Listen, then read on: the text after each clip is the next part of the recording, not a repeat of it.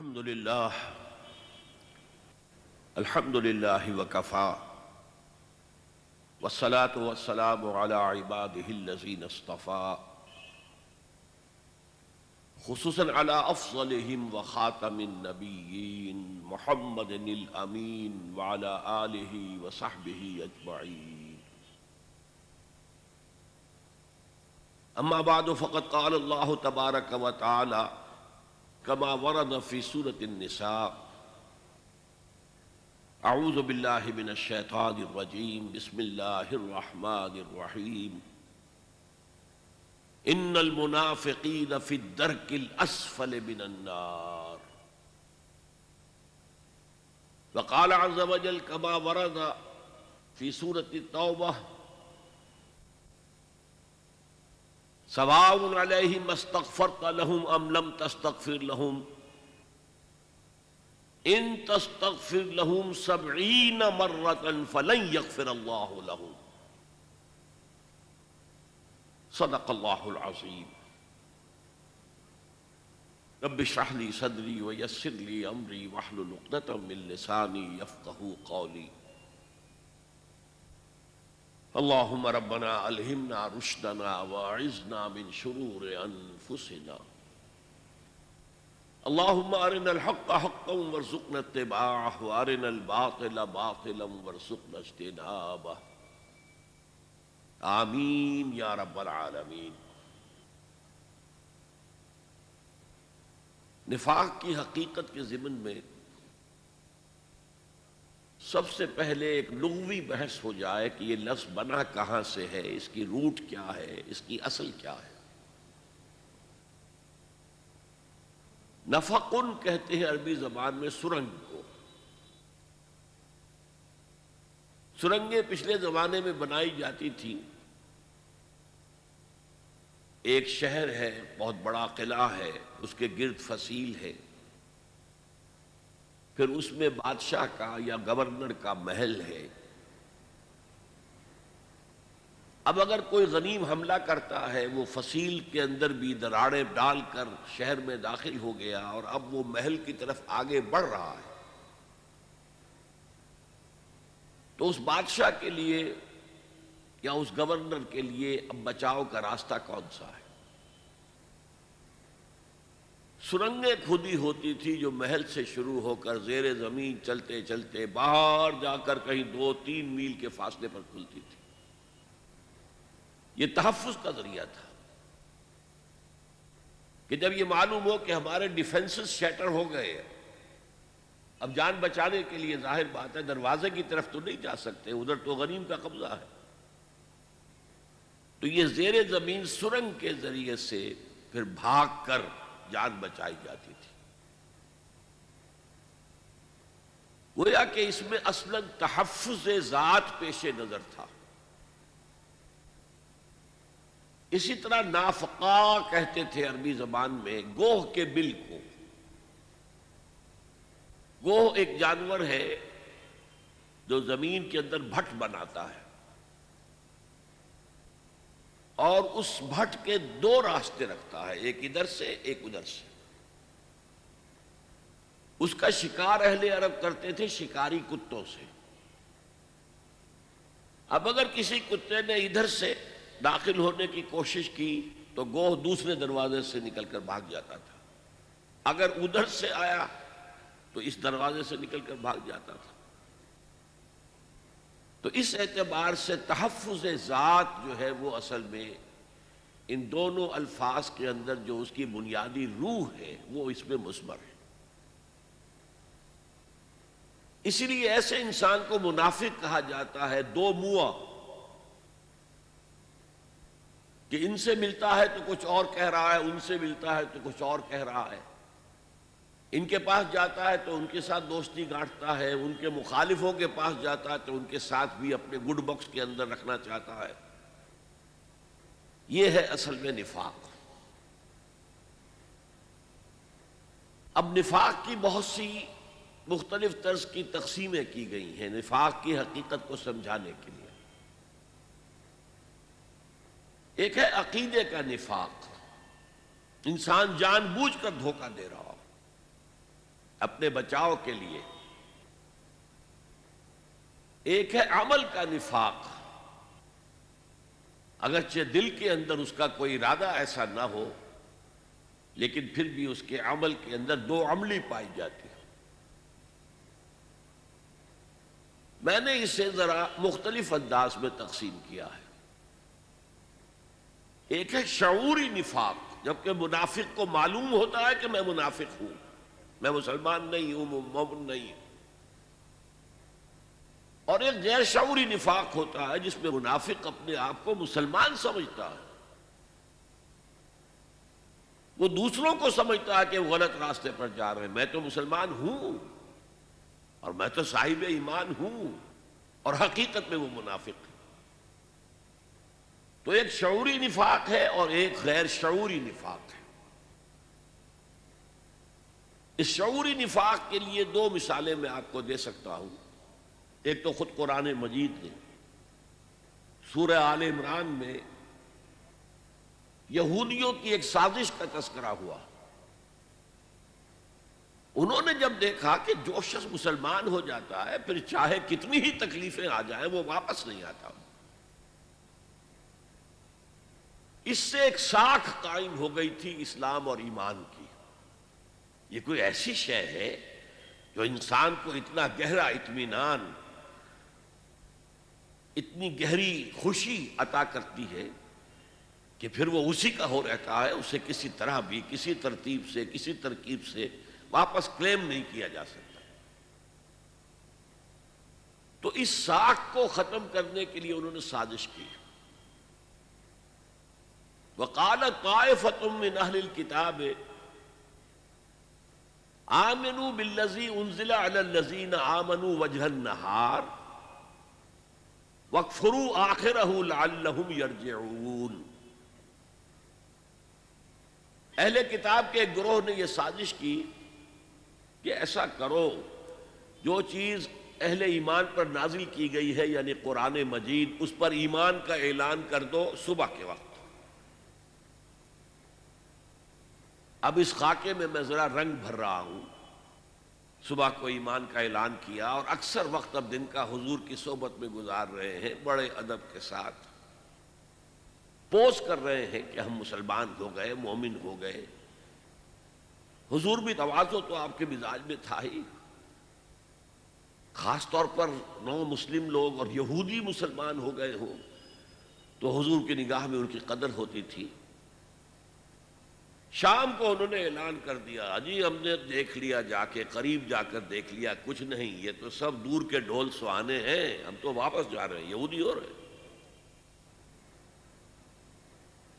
وَقَالَ طَائِفَةٌ مِّنْ أَهْلِ الْكِتَابِ آمِنُوا بِالَّذِي أُنزِلَ عَلَى الَّذِينَ آمَنُوا وَجْهَ النَّهَارِ، صبح کے وقت ایمان کا اعلان کرو، وَاكْفُرُوا آخِرَهُ، اور دن کے آخر میں شام کو، رات کو تم لوٹ آؤ، کفر کرو، لعلہم یرجعون، اس سے توقع ہے کہ ان میں سے بھی کچھ لوگ ٹوٹیں گے، سوچیں گے نا، سادہ دل لوگ سوچیں گے بھئی بڑے عالم لوگ تھے یہ یہود کے، اور بڑے خلوص کے ساتھ آئے تھے اور سارا دن بڑے ادب کے ساتھ حضور کی صحبت میں رہے ہیں، تو یہ جو اب واپس پھر گئے تو کچھ نہ کچھ تو دیکھا ہوگا نا انہوں نے۔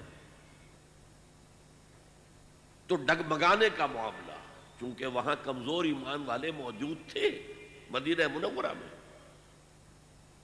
منافق نہیں تھے، کمزور ایمان والے، اس کی وجہ میں پہلے بیان کر چکا ہوں اپنے خطاب میں کہ مکے میں تو یہ ہوتا تھا، وہی شخص ایمان کا اعلان کرتا تھا جس کے دل میں یقین آخری درجے کا پیدا ہو چکا ہوتا تھا، اسے معلوم تھا کہ جیسے ہی میں کہوں گا اشہد ان لا الہ الا اللہ واشہد ان محمد رسول اللہ، مجھے مار پڑنی شروع ہو جائے گی، گھر والوں کی طرف سے مخالفت ہوگی، سب دوستوں سے مخالفت ہوگی، سب سے کٹنا پڑے گا، سب کو چھوڑنا پڑے گا، ہو سکتا ہے مار پڑے۔ لہذا جس شخص کے دل میں پختہ یقین پیدا ہو جاتا تھا وہی جرأت کرتا تھا زبان سے کلمہ شہادت ادا کرنے کی۔ مدینے کا معاملہ مختلف تھا۔ اوس اور خزرج کے جو قبائل تھے، عرب، اصل عرب جو یمن سے آ کر یہاں آباد ہوئے تھے، جب وہاں بند ٹوٹا تھا اور پورا ملک تباہ ہو گیا تھا تو اس کے بعد جو لوگ وہاں سے نکلے عرب قبائل، وہ کچھ مدینے میں آ گئے، کچھ اور شام کی طرف چلے گئے، کچھ عراق کی طرف چلے گئے. تو یہ اوس اور خزرج کے دو قبیلے جو ہے مدینے میں آباد ہوئے. ان کے جو بڑے بڑے سردار تھے وہ سب ایمان لے آئے. تو اب پورے قبیلے نے کہا ٹھیک ہے، اپنے سرداروں کی پیروی میں ایمان لے آئے. نہ انہیں کوئی کوفت اٹھانی پڑی، نہ کوئی تکلیف اٹھانی پڑی، نہ گھر والوں کو چھوڑنا پڑا، کچھ بھی نہیں، کوئی قیمت دینی نہیں پڑی. حالات کس قدر مختلف تھے. لہذا ان میں پکے بھی تھے تو کچے بھی تھے، پختہ ایمان والے بھی تھے تو ذرا کمزور ایمان والے بھی تھے. اور ایسے کمزور ایمان والوں کے دلوں میں یہ وسوسہ اندازی کرنا بہت آسان تھا. جیسے میں نے آپ سے عرض کیا تھا، تحویل قبلہ پر یہودیوں نے شور مچا دیا تھا، اور بہت سے اہل ایمان جو ہے ان کے دلوں میں بھی وسوسہ پیدا ہو گیا تھا. یہودیوں نے کہا یہ کیسا رسول ہے، کیسا نبی ہے، اس کا قبلہ ہی معین نہیں. پہلے یہ شمال کی طرف رخ کر کے نماز پڑھ رہا تھا، اب یہ جنوب کی طرف رخ کر لیا ہے. تو قبلہ ہی جس کا معین نہ ہو وہ کہاں کا رسول، کہاں کا نبی. تو کچھ کمزور ایمان والے لوگ بھی ان کے پروپیگنڈے سے متاثر ہو گئے. چاہے زبان سے کچھ نہیں کہا، کہ دل کے اندر تو ایک وسوسہ پیدا ہو گیا نا. اسی لیے بڑی لمبی بحث آئی ہے. سورہ بقرہ کا 17واں رکوع، 18واں رکوع، 2 رکوع پورے اسی مضمون پر ہے. اور پھر 2 رکوع پہلے 14ویں رکوع میں فرمایا گیا ہے للہ المشرق والمغرب فأینما تولوا فثم وجہ اللہ. اور پھر 2 رکوع آگے جا کر کہا گیا لیس البر ان تولوا وجوہکم قبل المشرق والمغرب. اصل نیکی یہ نہیں ہے. اسی طریقے سے اس ترکیب سے ان کے پیش نظر یہ تھا کہ کچھ نہ کچھ تو لوگ ڈول جائیں گے نا. کچھ نہ کچھ لوگوں کے دلوں کے اندر تو یہ احساس ہوگا بھئی یہ لوگ آئے تھے بڑی شرافت کے ساتھ، اور یہ لوگ یہود کے علماء میں سے ہیں، یہ ایمان لائے اور یہ کس قدر ادب کے ساتھ حضور کی صحبت میں رہے. اب شام کو انہوں نے جو کفر کا اعلان کیا، واپس ہم تو یہودیت کی طرف جا رہے ہیں، آخر کچھ تو ہوگا نا جو انہوں نے دیکھا ہوگا. اب یہ نوٹ کر لیجئے کہ یہ لوگ جو چند گھنٹے ایمان میں رہے، مسلم تو مان لیا گیا انہیں، تو انہوں نے کلمہ شہادت ادا کیا ہے، لیکن ظاہر بات ہے انہیں معلوم تھا کہ ہم ایمان نہیں لائے ہیں، ہم مسلمان نہیں ہوئے ہیں. They knew it کہ یہ تو ہمارا فراڈ ہے، یہ تو ہماری ایک تدبیر ہے تاکہ مسلمانوں کو ہلائیں. اسی طرح کی ایک مثال ہو سکتی ہے، اور ایسا واقعہ ہوا بھی ہے پاکستان میں. کوئی غیر ملکی جاسوس آتا ہے، وہ ختنہ بھی کرا کے آتا ہے، داڑھی رکھ کر آتا ہے، نماز یاد کر کے آتا ہے، اور وہ آ کر کسی بارڈر کے قریب کسی گاؤں میں امام بن جاتا ہے مسجد کا. جی میں خدمت کرنا چاہتا ہوں اسلام کی، میں آپ سے کوئی تنخواہ بھی نہیں لوں گا، بس اسلام کی خدمت پیش نظر ہے. اور اکثر پاکستان میں جو مساجد کے ائمہ ہوتے ہیں وہ آتے ہیں، یہ جو علاقہ ہے پہاڑی علاقہ کوہستان کا، NWFB کا، یہاں سے آتے ہیں لوگ. وہاں پر یہ ابتدائی تعلیم جو ہے ناظرہ قرآن، حفظ قرآن، اس کا بہت چرچا ہے پٹھانوں کے ریجن میں. تو اکثر و بیشتر لوگ باہری سے آئے ہوئے ہوتے ہیں، ان کا یہ بھی کوئی انہی میں سے ہوگا. اب وہ وہاں پر ایک جاسوس کی حیثیت سے رہا اور کئی سال مسجد کا امام بنا رہا، اور چھپا ہوا اس کے پاس جو ہے ٹرانسمیٹر اس کے حجرے میں موجود تھا، اور وہ اطلاعات دے رہا تھا. ظاہر ہے اسے معلوم ہے میں اسلام نہیں لایا، میں ایمان نہیں لایا، میں تو صرف جاسوسی کے مقصد کے لیے مسلمان بنا ہوں. تو یہ ہے شعوری نفاق، جس کو کہ انسان جانتا ہے، خود متنبہ ہے کہ میں نہ مومن ہوں نہ مسلم ہوں، میں منافق ہوں. اس کے برعکس دور نبوت کے دوران ہم جتنا نفاق دیکھتے ہیں وہ غیر شعوری نفاق تھا اکثر و بیشتر. اس کا پس منظر کیا ہے؟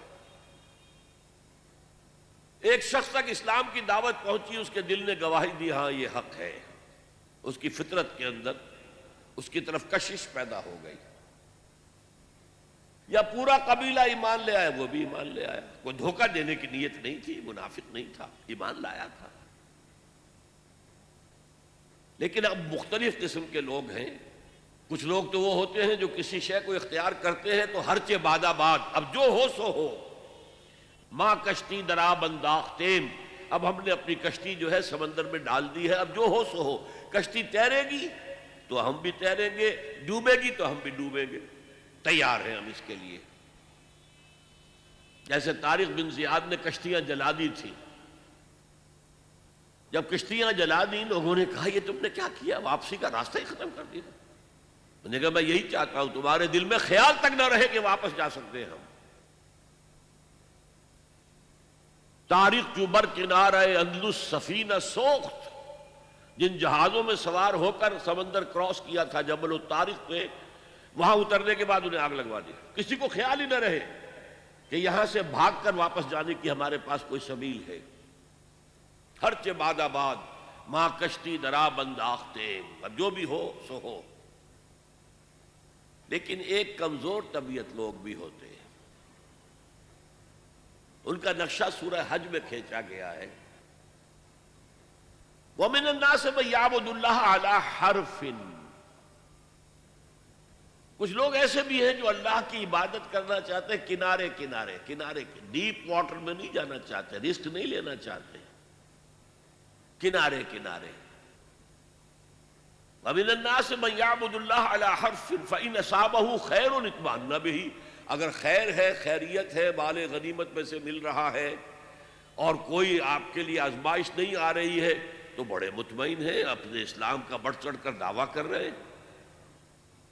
صادق الایمان لوگوں سے بھی بڑھ چڑھ کر، جیسے کہ ہم پڑھ چکے ہیں سورہ حجرات میں، اتعلمون اللہ بدینکم، کیا تم اللہ کو اپنا دین جتلانا چاہتے ہو؟ واللہ یعلم ما فی السماوات وما فی الارض. میں نے اس وقت آپ کو بتایا تھا ہریانے کی زبان کا ایک محاورہ، تھوتھا چنا باجے گھنا.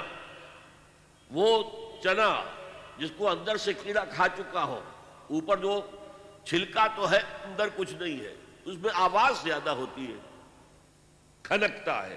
جیسے خالی برتن کھنکتا ہے، ایسے ہی وہ لوگ کہ جن کے اندر ایمان نہیں تھا وہ زیادہ کھنکتے تھے، زیادہ جو ہے اپنا احسان جتاتے تھے، ہم تو لڑے بھیڑے بغیر ایمان لے آئے. تو یہی حال المنافقین کا تھا. جب ان کے سامنے اب تقاضے آئے، مطالبے آئے، اچھا بھائی ایمان لائے ہو تو اب نکلو اللہ کی راہ میں، جان ہتھیلی پر رکھو، آؤ، قتال کا مرحلہ شروع ہو چکا. اب یہ ذرا پیچھے کو ہٹتے تھے. اسے ارتداد کہتے ہیں. ارتداد ایک تو یہ ہے کہ کھلم کھلا کوئی شخص اسلام کو چھوڑ کر مرتد ہو گیا، عیسائی ہو گیا یا کچھ اور ہو گیا، مرتد. ایک ارتداد ہے پیچھے پسپائی اختیار کرنا، قدم بہ قدم پیچھے ہٹنا. یا اگر وقت آیا ہے کہ حضور نے کہا بھائی اب ایک ایسی ضرورت ہے اور ایسی مہم درپیش ہے جس کے لیے مال کی ضرورت ہے، تو آؤ اب انفاق کرو، خرچ کرو اللہ کی راہ میں. ان دونوں سے ان کی جان جاتی تھی. اب اگر تو ان میں صرف ضعف ایمان تھا، ایمان کی کمزوری تھی، تو اگر تقصیر ہو جاتی تھی، کوتاہی ہوتی تھی، تو وہ اس کا اعتراف کرتے تھے اور حضور کے پاس آ کر کہتے تھے حضور ہم سے غلطی ہو گئی، ہم نہیں جا سکے آپ کے ساتھ مہم پر،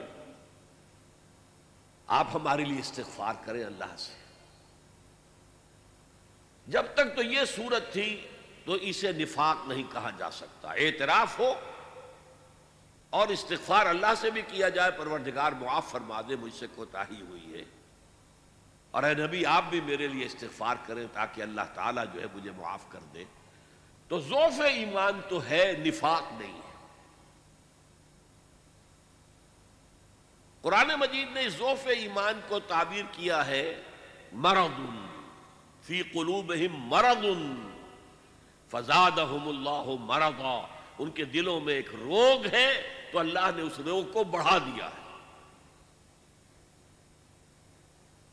اللہ کا قانون یہ ہے کہ آپ ہدایت کے راستے پر چلنا چاہیں، ہدایت کا راستہ کھولتا چلا جائے گا اور ہمت آپ کو دیتا رہے گا، بڑھتے جاؤ بڑھتے جاؤ بڑھتے جاؤ.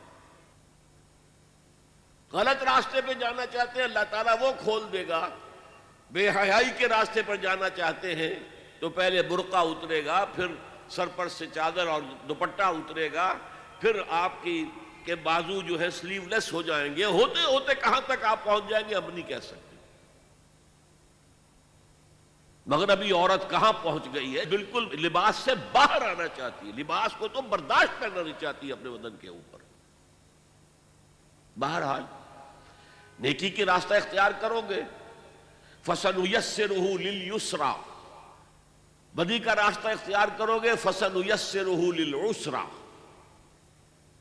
اور اگر آپ نے ایک روگ جو ہے اپنے دل میں مال اور جان کی محبت جو ہے اتنی ہے کہ آپ کو اللہ کی راہ میں آگے بڑھنے نہیں دے رہی، جہاد فی سبیل اللہ کے لیے جان اور مال خرچ کرنے کی اجازت نہیں دے رہی، قتال فی سبیل اللہ کے لیے میدان میں آنے کی اجازت نہیں دے رہی، تو آپ کے دلوں میں ایک روگ ہے، ایک مرض ہے، ایک بیماری ہے.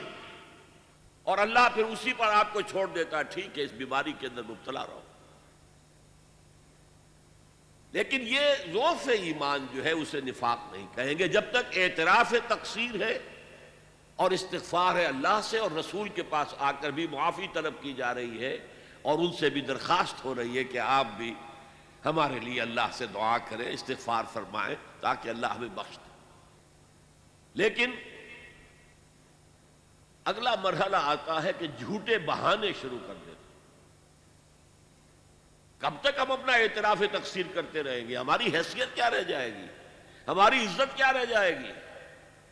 اب وہ کہیں گے حضور میری تو بیوی شدید بیمار ہے، کوئی دیکھ بھال کرنے والا نہیں ہے، میں جہاد میں نہیں جا سکتا، مجھے اجازت دے دی. اور حضور یہ جاننے کے باوجود کہ یہ شخص جھوٹ بول رہا ہے، آپ کہتے ہیں ٹھیک ہے جائیے. آپ کی مروت کے یہ خلاف تھا، شرافت اور مروت کہ کہے تم جھوٹ بول رہے ہو، نا ٹھیک ہے جائیے آپ ایگزمپٹڈ. اب یہ جھوٹ جب شروع ہوا تو نفاق کی پہلی سٹیج آ گئی. جیسے ٹوبرکلوسس کی 3 سٹیجز پہلے زمانے میں ہوتی تھی، first stage, second stage, third stage.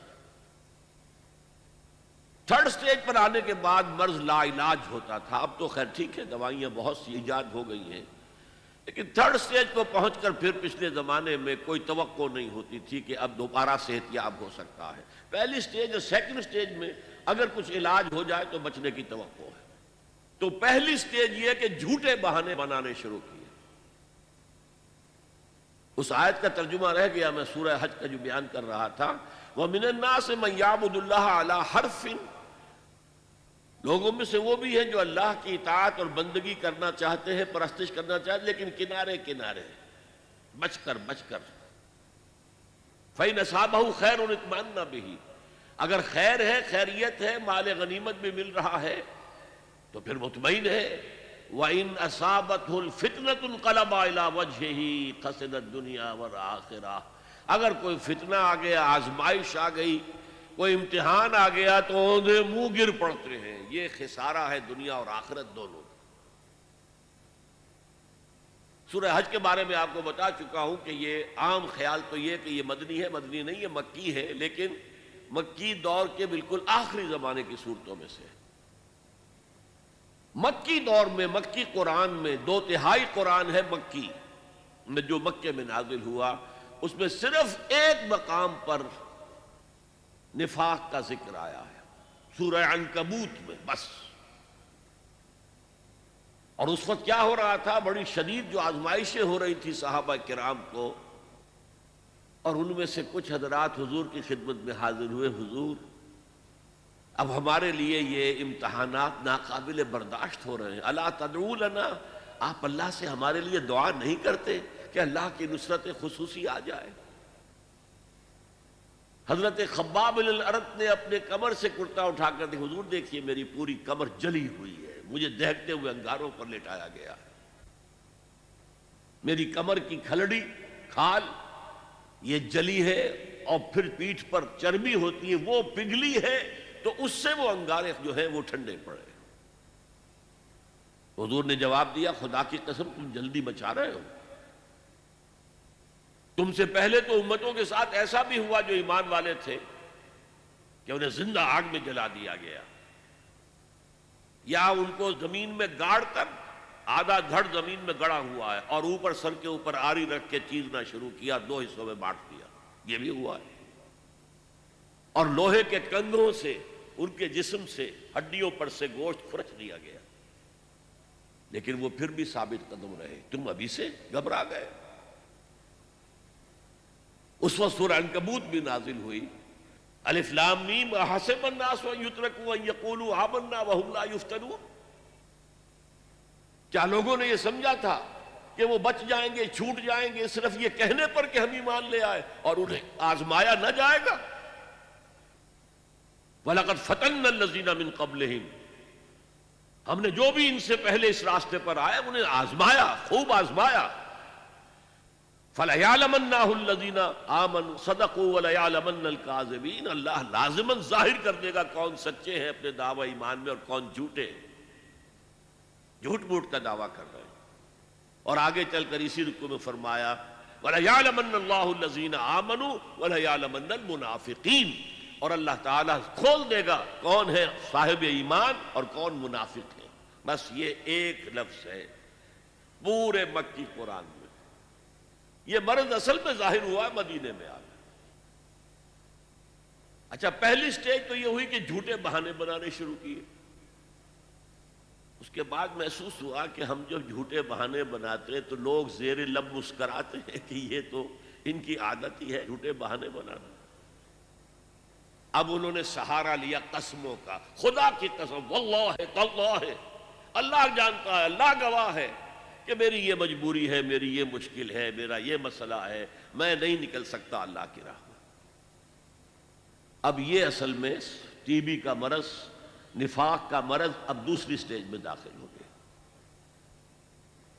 کچھ آگے بڑھ کر یہ ہوتا تھا کہ ایک دشمنی سی پیدا ہو جاتی تھی دل میں حضور کے خلاف اور صادق الایمان مسلمانوں کے خلاف، کہ یہ انہوں نے ہمیں مشکل میں ڈال دیا ہے۔ ہم ایمان لائے تھے، ہمیں کیا پتا تھا کہ ایمان کے تقاضے یہ ہوں گے؟ ہم سمجھے تھے بس ایک عقیدہ ہے، بدل لیا، اللہ خیر صلی اللہ۔ یہ تقاضے تو بڑے بھاری ہیں، ان کو پورا کرنا تو آسان نہیں ہے۔ وہ جو اقبال کہتا ہے تو بچا بچا کے نہ رکھ اسے، تیرا آئینہ ہے وہ آئینہ کہ شکستہ ہو تو عزیز تر ہے نگاہ آئینہ ساز میں۔ جان اور مال بچاؤ نہیں، خرچ کرو۔ آئینہ ٹوٹا ہوا کس کو پسند آتا ہے؟ اللہ کو تو تمہاری ٹوٹی ہوئی لاش زیادہ پسند ہے بنسبت تمہارے زندہ وجود کے۔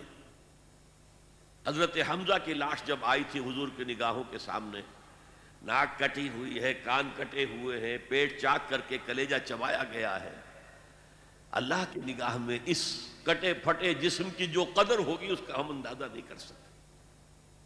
تو بچا بچا کے نہ رکھ اسے، تیرا آئینہ ہے وہ آئینہ کہ شکستہ ہو تو عزیز تر ہے نگاہ آئینہ ساز میں۔ آئینہ ساز اللہ ہے۔ تو ایک تو دشمنی ہو جاتی تھی رسول سے، اور اس میں ایک خاص واقعہ میں آپ کو بتا دوں۔ حضور نے مدینہ تشریف آوری کے 6 مہینے کے بعد 7ویں مہینے سے چھوٹے چھوٹے چھاپا بار دستے بھیجنے شروع کر دیے to threaten the life line of Mecca. مکے کی جو ساری معیشت تھی وہ تجارت پر تھی، اور اگر آپ تاریخی حیثیت سے جاننا چاہیں کہ یہ لنک بن گئے تھے trade between east and west. دیکھیے، جب تک نہر سویز نہیں تھی تو مشرق و مغرب کے درمیان سمندری راستہ تو کوئی نہیں تھا۔ ابھی 1498 جب آئے گا، کوئی 1000 برس کے بعد، تب وہ راستہ جو ہے ملے گا انسان کو کہ round the Cape of Good Hope, Africa کی جنوب تک جا کے پھر جاؤ تو مشرق کا راستہ کھلا ہے۔ تو ہوتا کیا تھا، یورپ سے سامان تجارت آیا اور شام کے ساحل پر اتر گیا۔ ادھر ایسٹ انڈیز سے جاوا، سماٹرا، ہندوستان، چائنا، ادھر سے مال آیا سمندر کے راستے سے اور یمن کے ساحل پر اتر گیا۔ And between these 2 points, caravans of the Quraysh, they were going to and fro. جنوب میں گئے، سردیوں کے زمانے میں وہ جاتے تھے جنوب میں، گرمی کم ہوتی تھی یمن کی طرف، وہاں سے مال اٹھایا اور چلے اب شام تک پہنچ کر شام کے ساحل پر پہنچا دیا۔ وہاں سے شام کا ساحل یورپ کا آیا ہوا سامان اٹھایا اور وہ لا کے سیدھا جنوب میں، سیدھا راستہ تھا بالکل سیدھا، اسٹریٹ ٹو دی نارتھ، اور وہ جو ہے آ کر یمن پہ اتار دیا۔ یمن سے پھر مشرقی ممالک کے تاجر وہ خریدیں گے اور لے جائیں گے کشتیوں کے ذریعے سے، شام سے یورپ کے تاجر وہ جو ہے وہ خریدیں گے اور لے جائیں گے۔ تو یہ کنیکشن بن گئے تھے between the trade between east and west, اور ان کو یہ سہولت حاصل تھی، پروٹیکشن حاصل تھی کہ کوئی بھی قبیلہ عرب کا ان کے کیروان کے اوپر حملہ نہیں کر سکتا تھا، because they were the custodians of Kaaba, اور تمام قبیلوں کے بت کعبے میں رکھے ہوئے تھے، as if they were hostages with them. کوئی قبیلہ ان کے خلاف جارحیت کرے گا تو وہ اس کے بت کی گردن مروڑ کر باہر پھینکیں گے۔ اس وجہ سے انہیں اس پوری تجارت کے اندر، اور ان کی جو مالی حیثیت بہت بہتر تھی قریش کی بقیہ پورے عرب سے، اس کا سبب یہ تھا۔ اب حضور نے کیا کیا؟ اسے تھریٹن کیا، we are very much here now, this can be called the economic blockade of Mecca. یہ تھا پھر جس کے نتیجے میں، اچھا اس وقت تک قرآن مجید میں قتال کا حکم نہیں آیا تھا، یہ حضور کی اپنی تدبیر تھی، اپنا اجتہاد تھا۔ تو وہ کہتے ہیں دیکھو جی ابھی قرآن میں تو حکم آیا نہیں، یہ تو کچھ ایڈونچرس آدمی معلوم ہوتے ہیں، ایمبیشس آدمی معلوم ہوتے ہیں، انہوں نے ہمیں مصیبت میں ڈال دیا۔ پھر ان کا کہنا یہ تھا کہ بھائی دعوت سے، تبلیغ سے، نصیحت سے، ٹھنڈی ٹھنڈی باتوں سے اپنی بات پھیلاؤ، یہ کیا چھیڑنا قریش کو کہ پھر جنگوں کا آغاز ہو جائے۔ اندر تو تھی اپنی بزدلی، لیکن اس کے اوپر ردے چڑھ رہے تھے فلسفے کے۔ جیسے ہم کہتے ہیں کہ اگر کسی کو گڑ دے کر مارا جائے تو زہر ضرور دینا ہے، تو اس اعتبار سے وہ حضور سے بھی اپنے دل میں عداوت محسوس کرنے لگے۔ اور یہ جو مسلمان ہیں، یہ فینیٹکس، یہ پاگل، یہ جذباتی لوگ، یہ نہ دائیں دیکھتے نہ بائیں دیکھتے ہیں، نہ سامنے کے خطرات نہ پیچھے کے حالات، نہ انہیں اپنے بیوی بچوں کا کوئی خیال ہے، کچھ بھی نہیں، اور یہ فوراً کھڑے ہو جاتے ہیں، چل پڑتے ہیں، فوراً لبیک کہتے ہیں۔ جب یہ لبیک کہتے ہیں تو ہم نمایاں ہو گئے نا، اگر سب بیٹھے رہتے تو ہم بھی انہی میں شامل رہتے۔ اس وجہ سے پھر وہ عداوت کا درجہ ان کے اندر پیدا ہو گیا۔ یہ تھرڈ سٹیج ہے ٹیوبرکلوسس کی۔ نفاق جب اس درجے کو پہنچ جاتا تھا تو اب اس کے علاج کا کوئی امکان نہیں تھا۔ یہ ہے غیر شعوری نفاق، وہ اپنے آپ کو مسلمان سمجھتے تھے، مسلح سمجھتے تھے، تو یہ پھیلا رہے محمد اور اس کے ساتھی صلی اللہ علیہ وسلم،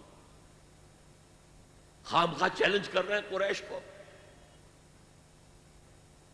یہ انداز جیسے کہ سورہ بقرہ کے دوسرے رکوع میں ہے، وَإِذَا قِيلَ لَهُمْ لَا تُفْسِدُوا فِي الْأَرْضِ قَالُوا إِنَّمَا نَحْنُ مُصْلِحُونَ۔ جب ان سے کہا جاتا تھا دیکھو اللہ کے دین کو قائم کرنے کے لیے ایک جمعیت فراہم ہوئی ہے، اس کے امیر محمد ہیں صلی اللہ علیہ وسلم، اور اب عالمی اصلاح کا ایک پروگرام پیش نظر ہے، تم اس جماعتی زندگی میں رکھنا ڈال رہے ہو تو گویا کہ فساد مچا رہے ہو۔ وہ کہتے نہیں ہم تو جی اصلاح چاہتے ہیں، مصلحین ہیں، یہ فساد تو تم مچا رہے ہو، جنگیں تم نے شروع کر دی ہیں، ہم تو کہتے ہیں کہ صلح کے ساتھ کام کرو اور دعوت و تبلیغ کے ذریعے سے، صرف اس مشنری زیل کے ذریعے سے اپنی بات کو پھیلاؤ۔ یہ تھے مدینے کے منافقین۔ اب چند باتیں میں اس نفاق کے ضمن میں اور عرض کر دوں۔ حضور نے فرمایا صلی اللہ علیہ وسلم نفاق کے بارے میں، ما خافہ الا مومن وما امنہ الا منافق۔ نفاق کا خوف رہتا ہے صرف صاحب ایمان کو، اور نفاق سے اپنے آپ کو محفوظ سمجھتا ہے صرف منافق۔ صاحب ایمان کو ہمیشہ اس فکر میں رہتے تھے ہم سے کوئی کمزوری ظاہر نہ ہو جائے، مال اور اولاد کی محبت کہیں ہمارے قدم نہ روک لے، کہیں اللہ کے ہاں ہمارا شمار منافقین میں نہ ہو جائے۔ کوئی چھوٹی سی تقصیر ہو گئی تو وہ بھی انہیں معلوم ہوتا تھا کہ جیسے پہاڑ ان کے سروں پر آ گیا ہے۔ حضور نے فرمایا کچھ لوگ ایسے ہوتے ہیں کہ اگر گناہ کر بیٹھتے ہیں تو ایسے محسوس کرتے ہیں کہ پہاڑ تلے آ گئے، اتنا بوجھ، اتنا احساس کے اوپر ثقل۔ اور کچھ لوگ ایسے ہوتے ہیں کہ بڑے سے بڑا گناہ کر کے بس اتنا سا احساس ہوتا ہے کہ ناک پر مکھی بیٹھ گئی کہ ہم نے یوں کیا اڑا دیا، بس اتنا احساس۔ وہ ضمیر نام کی اندر شے وہ بتاتی تو ہے تم نے غلط کام کیا، اس سے زیادہ نہیں، مکھی اڑا دی خلاص۔ تو ما امنہ الا منافق، نفاق سے اپنے آپ کو محفوظ اور مامون سمجھتا ہے صرف منافق۔ یہ غیر شعوری نفاق ہے نا، وہ نہیں جانتا کہ میں منافق ہوں، وہ تو کہتا ہے میں مسلم ہوں، میں محمد کے پیچھے نمازیں پڑھتا ہوں صلی اللہ علیہ وسلم، میں روزے رکھتا ہوں، اگرچہ طبیعت تو نہیں چاہتی لیکن کیا کروں، جبرن زکوٰۃ بھی دے دیتا ہوں تاکہ مسلمانوں میں شمار تو رہے۔ تو وہ تو اپنے آپ کو مسلمان سمجھتا تھا منافق۔ تو ما امنہ الا منافق وما خافہ الا مومن، مومن کو خوف رہتا ہے کہ کہیں میں نفاق کی سرحدوں کے اندر داخل نہ ہو جاؤں۔ یہی وجہ، دو واقعے سن لیجئے۔ ایک انصاری صحابی ہے حضرت حنظلہ رضی اللہ تعالی عنہ، ایک دفعہ گھر سے نکلے، عجیب کیفیت طاری تھی، نافق حنظلہ نافق حنظلہ نافق حنظلہ نافق حنظلہ تو منافق ہو گیا، حنظلہ تو منافق ہو گیا، حنظلہ تو منافق ہو گیا، ایک خاص کیفیت کے اندر کہے جا رہے ہیں۔ حضرت ابو بکر مل گئے راستے میں، کیا بات ہے حنظلہ، کیا کہہ رہے ہو، کیوں کہہ رہے ہو؟ کہا کہ میں محسوس کرتا ہوں جب میں حضور کی صحبت میں ہوتا ہوں تو میرے دل کی کیفیت کچھ اور ہوتی ہے، جب میں اپنے گھر بار میں آ گیا تو وہ کیفیت نہیں رہتی۔ یہی تو نفاق ہے۔ اب اگر حضرت ابو بکر چاہتے تو انہیں سمجھاتے کہ نہیں بھائی یہ نفاق نہیں ہے، لیکن انہوں نے حکمت سے دوسرا راستہ اختیار کیا، بھائی یہ حال تو میرا بھی ہے، حضور کی صحبت میں جب میں ہوتا ہوں تو واقعتاً ایمان کی کیفیت اور بلندی یا ایمان کی گہرائی وہ بالکل کسی اور شان کی ہوتی ہے۔ اور حضرت ابو بکر تاجر بھی تھے، جب میں اپنی دکان پر آ کر بیٹھتا ہوں تو پھر وہ کیفیت تو نہیں رہتی۔ تو چلو حضور سے پوچھتے ہیں۔ حضور کے پاس پہنچ گئے، حضور نے ساری بات سن کر کہا کہ حنظلہ یہ نفاق نہیں ہے، جو کیفیت تمہاری میری محفل میں ہوتی ہے یہ ہمیشہ نہیں رہ سکتی، اگر ہمیشہ رہے تو فرشتے تم سے تمہارے بستروں پر مسافہ کریں گے آ کر۔ فَإِنَّهَا يَا حَنْظَلَةُ سَاعَةً فَسَاعَةً، یہ کیفیت تو کبھی کبھی محسوس ہوتی ہے۔ اس طرح کا ایمان، اتنا گہرا ایمان، اتنا یقین والا ایمان، جیسے کہ ایک صحابی سے صبح کو فجر کے بعد حضور نے پوچھا، آپ کا معمول تھا یہ، فجر کے بعد تشریف فرما رہتے تھے، صحابہ ہیں، کچھ سوال جواب ہو رہے ہیں، حضور یہ بھی پوچھتے تھے کسی نے کوئی خواب دیکھا ہے وہ بیان کرے۔ تو ایک صحابی سے آپ نے پوچھا کیف اصبحت، کہ آج صبح کیسی ہوئی؟ عرض کیا اصبحت مومنا حقا یا رسول اللہ، اے اللہ کے رسول مجھے صبح ایک سچے مومن کی صبح نصیب ہوئی۔ اب یہ جواب بڑا غیر معمولی تھا، اصبحت مومنا حقا۔ آپ نے فرمایا لکل شیء صفت فما صفت ایمانک، ہر شے کی کوئی صفت ہوتی ہے جس کے حوالے سے وہ پہچانی جاتی ہے، تو تم جو دعویٰ ایمان کا کر رہے ہو تو تمہارے ایمان کی صفت کیا ہے، کیفیت کیا ہے؟ جواب دیا کانی انظر الی الجنہ وکانی انظر الی النار، میرے یقین کی کیفیت یہ ہے کہ جیسے کہ میں جہنم کو اپنی آنکھوں سے دیکھ رہا ہوں اور جنت کو اپنی آنکھوں سے دیکھ رہا ہوں۔ تو ایمان کی یہ گہرائی بھی ہوتی ہے، جیسے کہ اسی حدیث جبرائیل میں تیسرا سوال یہ تھا اخبرنی عن الاحسان، مجھے بتائیے کہ احسان کیا ہے، روحانیت کا بلند مقام کیا ہے، اسلام کیا ہے، جواب دے دیا آپ نے، ایمان کیا ہے، جواب دے دیا آپ نے، اب احسان بتائیے کیا ہے؟ فرمایا ان تعبد اللہ کانک تراہ فَإِن لَّمْ تَكُن تَرَاهُ فَإِنَّهُ يَرَاكَ۔ تم اللہ کی پرستش اور بندگی ایسے کرو گویا کہ تم اسے دیکھ رہے ہو اپنی آنکھوں سے، اور اگر یہ نہیں تو کم سے کم یہ محسوس ہوتا رہے کہ اللہ مجھے دیکھ رہا ہے، استحضار رہے۔ یہاں چونکہ جو روایت زیادہ مشہور ہے حضرت عمر فاروق سے رضی اللہ تعالیٰ عنہ، اس میں ہے تعبد اللہ۔ دوسری روایت میں ان تخشى اللہ کانک تراہ فإن لم تکن تراہ فإنہ یراک، تمہارے دل میں اللہ کی خشیت اتنی ہو جائے جیسے کہ تم اللہ کو دیکھ رہے ہو، اللہ کے حضور میں حاضر ہو۔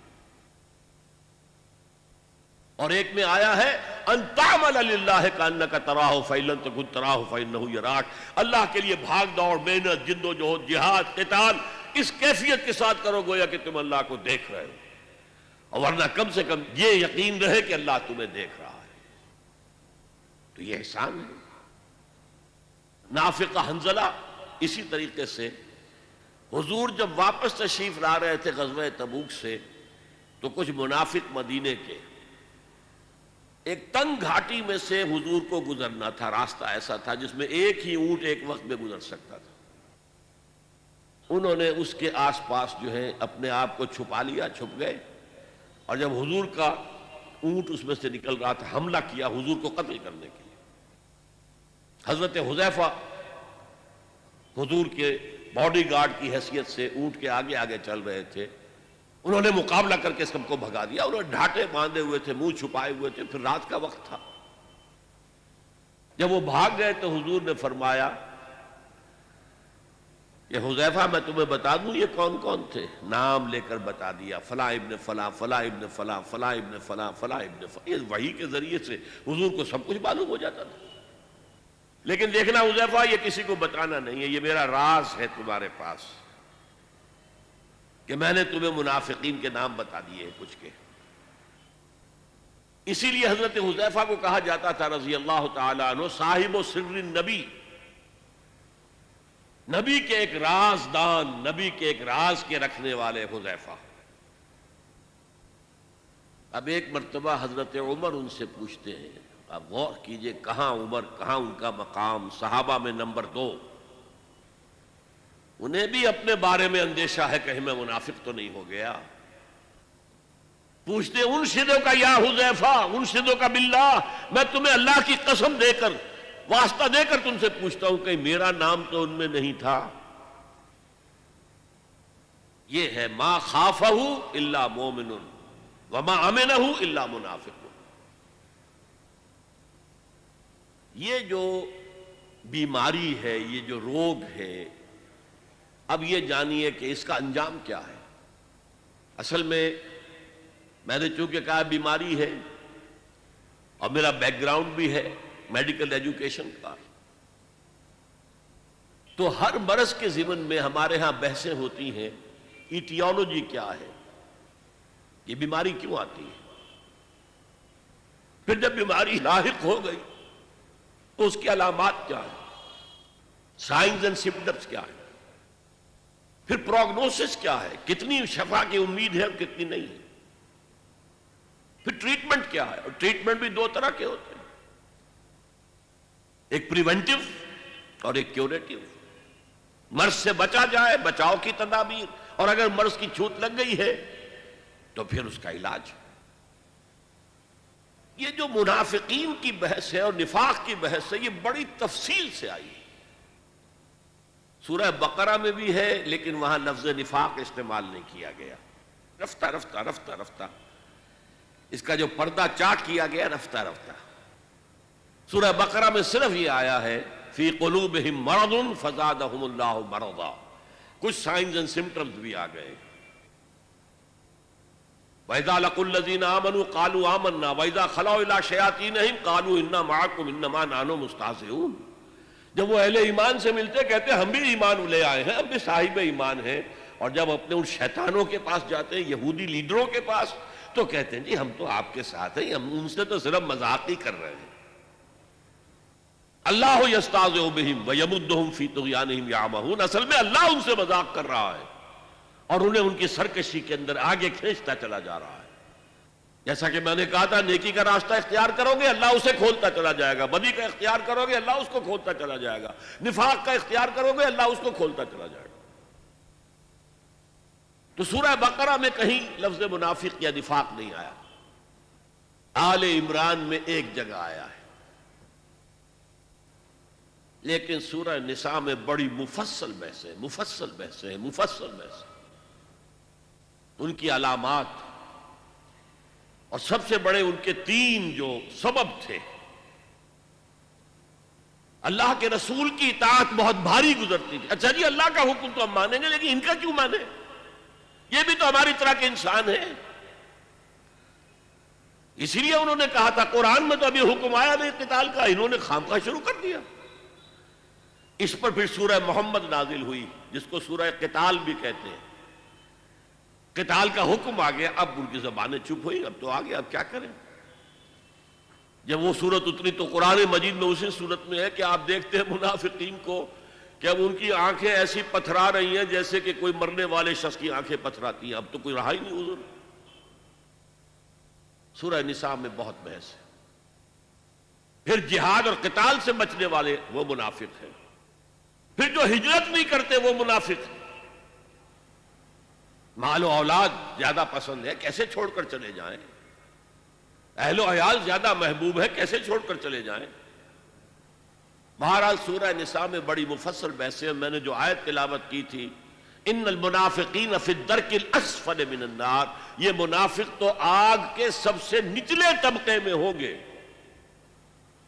اللہ کا غضب اتنا کافروں پر نہیں بھڑکتا جتنا کہ منافقین پر بھڑکتا ہے، اور جتنا کہ ان مسلمانوں پر جو دعوے تو کرتے ہیں ایمان کے اور اللہ کی محبت اور رسول کے عشق کے اور عمل میں زیرو ہیں۔ لما تقولون ما لا تفعلون کبر مقتا عند اللہ ان تقولوا ما لا تفعلون۔ اگرچہ منافق نہیں ہے، لیکن بے عملی، اللہ اور اس کے رسول کے احکام سے سرتابی، کہاں اللہ پر ایمان کا دعویٰ، رسول پر ایمان کا دعویٰ، اور کہاں یہ کہ ان کے احکام کو پاؤں تلے رون دینا۔ پھر یہ سورہ مائدہ میں بھی بحثیں آئی ہیں، لیکن یہ بحثیں سورہ نور میں بھی ہیں، سورہ احزاب میں بھی ہیں، لیکن کلائمیکس پر یہ مضمون آپ کو ملے گا بہت تفصیل سے یہ ملے گا سورہ توبہ میں۔ اس لیے کہ آخری امتحان جو ہوا تھا ان ایمان کے دعوے داروں کا، وہ غزوہ تبوک کے وقت تھا، جسے کہا گیا تھا جیش العسرہ۔ قحط کا عالم تھا، اب فصل کھجور کی تیار تھی، اگر اب چلے جاتے ہیں تو کون اتارے گا؟ کھجور کی فصل عورتوں کا کام تو نہیں ہے کہ اتار سکیں، فصل جو ہے گل سڑ جائے گی درختوں کے اوپر ہی، تو گویا کہ قحط در قحط کا معاملہ ہوگا۔ پھر شدید گرمی ہے، طویل لمبا سفر ہے، تو اس میں ظاہر بات ہے کہ منافقین کا نفاق بالکل واضح ہو گیا۔ آ کر جھوٹی قسمیں کھائیں، اپنے آپ کو ایگزپٹ کرایا، بعض مسلمانوں سے بھی کوتاہی ہو گئی۔ حضرت کعب ابن مالک اور 2 ان کے ساتھی، بڑا مفصل ان کا معاملہ جو ہے قرآن مجید میں تو اجمالاً مذکور ہے، حدیث بخاری میں بڑی تفصیل سے انہوں نے صاف جا کر اعتراف کر دیا، حضور زبان ہمارے پاس بھی ہے، جھوٹے قسمیں ہم بھی کھا سکتے ہیں، لیکن آج ہم آپ سے اجازت حاصل کر بھی لیں گے، آپ کو راضی کر بھی لیں گے، تو قیامت کے دن اللہ کے سامنے کیسے اپنے جھوٹ کو چھپائیں گے؟ لہذا مان لیا، انہیں سزا بھی دی گئی، 50 روز کا مقاطعہ، بائیکاٹ، کوئی ان سے بات نہ کرے، یہاں تک کہ ان کی بیویاں ان سے بات نہ کریں۔ بہرحال سورہ توبہ کے اندر پھر وہ آیت آئی ہے، یہ پروگنوسس کے اعتبار سے عرض کر رہا ہوں۔ سورہ نساء میں ان المنافقین فی الدرک الاسفل من النار، اور سورہ توبہ میں سواء علیہم استغفرت لہم ام لم تستغفر لہم، اے نبی ان کے حق میں برابر ہے آپ ان کے لیے استغفار کریں یا نہ کریں، ان تستغفر لہم 70 مرۃ فلن یغفر اللہ لہم، اگر آپ ان کے لیے 70 مرتبہ بھی استغفار کریں گے تب بھی اللہ انہیں نہیں بخشے گا۔ یہ ہے پروگنوسس، یہ ہے اس کی ہلاکت خیزی، رسول کے استغفار سے محروم، اللہ کی رحمت سے محروم، فی الدرک الاسفل من النار، کافروں سے نیچے ہوں گے، جہنم کے نچلے ترین طبقے کے اندر ہوں۔ اور جیسا کہ میں نے کہا، اس نفاق کا آغاز کیا ہے؟ جان پیاری ہے، مال پیارا ہے، گھر پیارا ہے، اولاد پیاری ہے، تو اللہ کی راہ میں کیسے نکلے؟ بس یہ سبب ہے، اسی میں قدم بقدم پیچھے ہٹے۔ اور جب پیچھے ہٹ رہے ہیں تو ایمان جو ہے، جو تھا اپنے پاس، وہ جیسے برف کی ڈلی پگھلتی ہے، وہ پگھل رہا ہے، پگھل رہا ہے، پگھل رہا ہے، ہوتے ہوتے ایمان ختم ہو گیا، کفر کے دائرے میں داخل ہو گئے ہیں۔ لیکن اوپر ایک ونیئر ہے، ونیئر۔ آپ نے دیکھا ہوگا دیمک جب کسی کڑی کو یا شیطیر کو کھاتی ہے تو بڑا سمجھدار جانور ہے، چھوٹا سا کیڑا، اوپر جو ہے ایک ونیئر چھوڑتا جاتا ہے تاکہ نیچے والوں کو پتہ ہی نہ چلے کہ یہ تو کھائی گئی، یہ شیطیر تو کھایا گیا۔ اسی طریقے سے ایمان کھایا گیا، ختم ہو گیا، نکل گیا۔ لیکن یہ کہ وہ بھی اپنے تئیں سمجھ رہے ہیں کہ ہم مسلمان ہیں، اور مسلمان بھی انہیں مسلمان سمجھ رہے ہیں، جو ان کے رشتہ دار ہیں، ان کے اندر عصبیت بھی ہے، قبائلی اعتبار سے محبت بھی ہے، اگرچہ وہ ایمان کے اعتبار سے بالکل کھوکھلے ہو چکے، ایمان کی نفی ہو چکی، حقیقت کے اعتبار سے وہ کفر میں داخل ہو چکے، لیکن وہ اپنے آپ کو مسلمان سمجھتے ہیں، اور at legal level they are acknowledged as Muslims. چنانچہ جو رئیس المنافقین تھا عبداللہ ابن ابی، وہ پہلی صف میں ہوتا تھا نماز میں، اور اپنی چودراہٹ کے اظہار کے لیے کہ میں بڑا آدمی ہوں، اس معاشرے کا بڑا چودھری ہوں، جب حضور خطبہ دینے کھڑے ہوتے تھے تو پہلے وہ کھڑا ہوتا تھا، دیکھو لوگوں یہ اللہ کے رسول ہیں، ان کی بات توجہ سے سنو، حالانکہ وہ ہرگز اللہ کا رسول نہیں مانتا تھا حضور۔ تو اب میں یہ چاہتا ہوں کہ ہمارے لیے خوش قسمتی سے اللہ تعالیٰ نے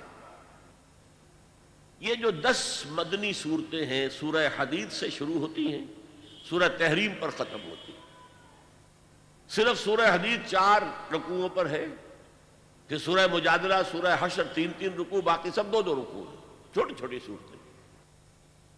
لیکن وہ جو مضمون بہت بڑا ہے مکی صورتوں میں، حقیقت ایمان، وہ سورہ تغابن کی 18 آیتوں میں بیان کر دیا گیا، خلاصہ نکال دیا گیا۔ آخر طالب علم ہر قسم کے ہوتے ہیں نا، ایک طالب علم وہ بھی ہوتے ہیں جو اصل نصاب کی کتاب کو خوب پڑھتے ہیں، دل لگا کر پڑھتے ہیں، اور ایک وہ بھی ہے جنہیں خلاصے چاہیے، خلاصے اور گائیڈز کی مدد سے امتحان پاس کر گئے۔ تو ان کا بھی لحاظ رکھا ہے، اگر پوری لمبی بحثیں نہیں کر سکتے تو لو سورہ تغابن میں سمجھ لو ایمان کیا ہے، اور ایمان کے ثمرات کیا ہیں، نتائج کیا ہیں، تقاضے کیا ہیں، مطالبے کیا ہیں۔ اسی طریقے سے منافقین کی بحث، نفاق کی بحث تفصیل سے تو ہے سورہ نساء میں، سورہ توبہ میں، لیکن یہ کل 11 آیتیں ہیں، اس میں اس کا ایسا حکیمانہ انداز میں بیان ہوا ہے۔ آج میں ان آیات کا اب درس دے رہا ہوں لفظ بلفظ،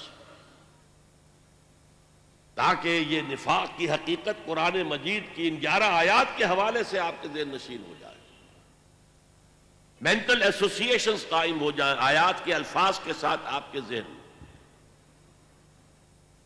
دیکھیے بات شروع کہاں سے ہوئی؟ اذا جاءک المنافقون قالوا نشہد انک لرسول اللہ۔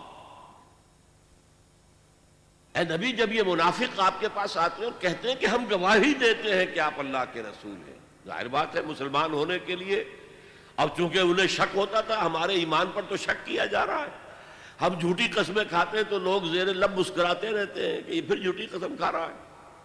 نہیں حضور، ہم آپ پر ایمان رکھتے ہیں، حضور بالکل کوئی شک نہ کیجئے، حضور ہمارے بارے میں کسی اشتباہ میں مبتلا نہ ہو، نشہد انک لرسول اللہ، ہم تو گواہی دیتے ہیں کہ آپ اللہ کے رسول ہیں۔ اور ذرا دیکھیے یہاں تبصرہ کیا ہے، واللہ یعلم انک لرسولہ۔ میں اس کا ترجمہ ذرا مختلف انداز میں کرتا ہوں، اللہ سے بڑھ کر کس کو معلوم ہے کہ آپ اللہ کے رسول ہیں؟ اللہ کو خوب معلوم ہے کہ آپ اللہ کے رسول ہیں، اور اللہ سے بڑھ کر کس کو معلوم ہے کہ آپ اللہ کے رسول ہیں؟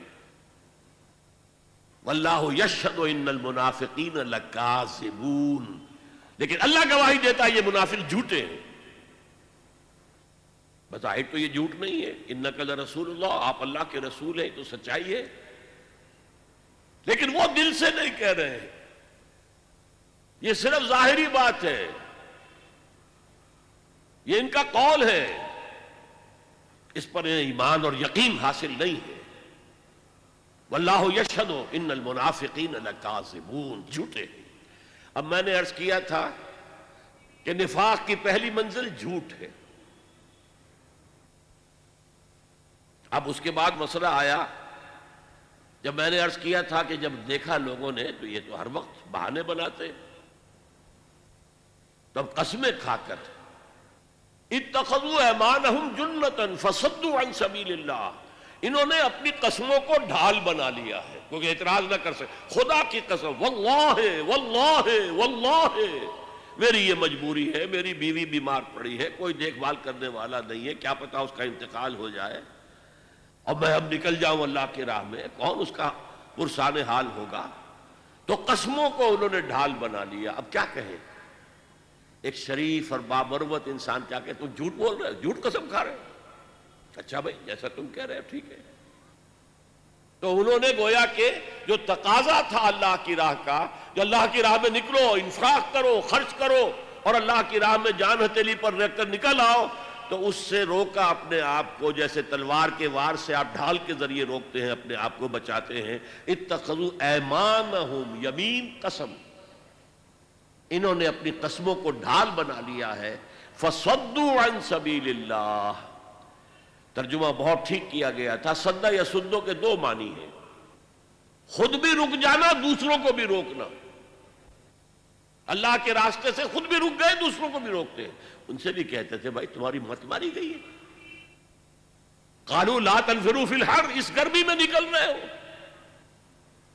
شام کا سفر کرنا، تبوک جانا، حضور نے اعلان کر دیا تھا۔ عام اپنے غزوات کے جو آپ کی عام عادت تھی اس کے برعکس عام طور پہ یہ تھا کہ آپ چھپاتے تھے کہ کہاں جانا ہے، جیسے کہ ایک حدیث بھی ہے، استعینوا علی حوائجکم بالکتمان، اپنی ضرورتوں پر جو ہے پردہ ڈال کر، چھپا کر اللہ کی مدد حاصل کرو۔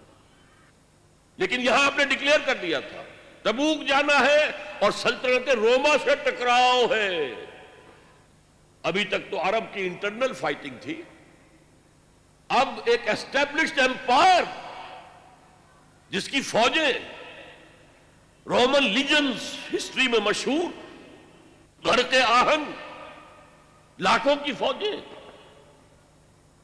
تو وہ کیا سوچتے تھے؟ معاذ اللہ ان کا دماغ خراب ہو گیا ہے، غر ہؤلاء دینہم، ان کے دین نے انہیں دھوکے میں ڈال دیا ہے۔ کہاں جا رہے ہیں؟ سلطنت روما کو چیلنج کرنے جا رہے ہیں۔ تو وہ دوسروں کو بھی روکتے تھے، مت جاؤ۔ فرمایا وہ خود بھی رکے اللہ کے راستے سے اور دوسروں کو بھی روکنے کی کوشش کی۔ انہم ساء ما کانوا یعملون، یقیناً بہت ہی برا کام ہے جو وہ کر رہے تھے۔ اب آئی ہے بہت مرکزی آیت جس سے کہ بات واضح ہو جائے گی، ایک شعوری نفاق، ایک غیر شعوری نفاق۔ ذالک بانہم آمنوا، یہ اس لیے کہ ایمان تو وہ لائے تھے، قرآن تسلیم کر رہا، ایمان لائے تھے، اور اس وقت کوئی دھوکے کا ارادہ نہیں تھا۔ یہ تو جب امتحان آ گیا، آزمائش آ گئی، جان و مال کے مطالبے آ گئے، تب پیچھے قدم ہٹنا شروع ہوا ہے، پسپائی شروع ہوئی ہے، اور رفتہ رفتہ رفتہ رفتہ پیچھے ہٹ کر سٹیج 1، سٹیج 2 اور سٹیج 3 تک جا پہنچے۔ گویا کہ سٹیج 3 تو کفر ہے، کھلا کفر ہے، اللہ کے رسول سے دشمنی اور اہل ایمان سے دشمنی۔ ذالک بانہم آمنوا ثم کفروا، وہ ایمان لائے تھے پھر انہوں نے کفر کیا ہے، لیکن یہ کفر پوشیدہ ہے، کھلم کھلا نہیں کہا۔ ان یہودیوں کی طرح جو صبح ایمان لائے تھے اور شام کو اعلان کر دیا جی ہم نے دیکھ لیا سب کچھ، ہم تو واپس جا رہے ہیں، مرتد ہو رہے ہیں، نہیں، یہ اسلام کے اندر رہے، قانونی طور پر اندر ہے، اس شہتیر کی طرح جو اندر سے کھوکھلا ہو چکا ہے، اوپر سے ایک ونیئر ہے کہ دیکھنے والوں کو نظر نہیں آ رہا، وہ تو جب ایک دم گرے گا تو پتہ چلے گا یہ تو کھایا گیا تھا، ہمیں پتہ ہی نہیں چلا۔ چوکھٹ کو دیمک کھا چکی ہے لیکن اوپر ونیئر ہے، آپ کو نظر نہیں آ رہا۔ تو ذالک بانہم آمنوا ثم کفروا، یہ کفر حقیقی ہے، کفر قانونی نہیں ہے۔ مسلمان رہے، مسلمان مانا گیا، اس لیے کہ منافق کوئی لیگل اینٹیٹی نہیں ہے۔ لیگل اینٹیٹی مومن بھی نہیں ہے، لیگل اینٹیٹی مسلمان، غیر مسلم، اللہ اللہ خیر صلی اللہ۔ اب جو مسلمان ہے وہ مومن صادق بھی ہو سکتا ہے، وہ دھوکے باز بھی ہو سکتا ہے، منافق، اور دونوں کیفیتوں سے جو ہے وہ اگر خالی ہے، نہ مثبت ایمان نہ منفی نفاق، تو اس کو کہتے ہیں اسلام بلا ایمان۔ یہ امام ابن تیمیہ نے سورہ حجرات کی اس آیت کے اوپر عنوان قائم کیا ہے، اثبات الاسلام بغیر ایمان، ایمان کے بغیر اسلام کا اثبات۔ قالت الاعراب آمنا قل لم تؤمنوا ولكن قولوا اسلمنا ولما يدخل الايمان في قلوبكم وان تطيعوا الله ورسوله لا يلدكم من اعمالكم شيئا ان الله غفور رحيم۔ تو ذالک بانہم آمنوا ثم کفروا فتطبع علی قلوبہم، اب ان کے دلوں پر مہر کر دی گئی،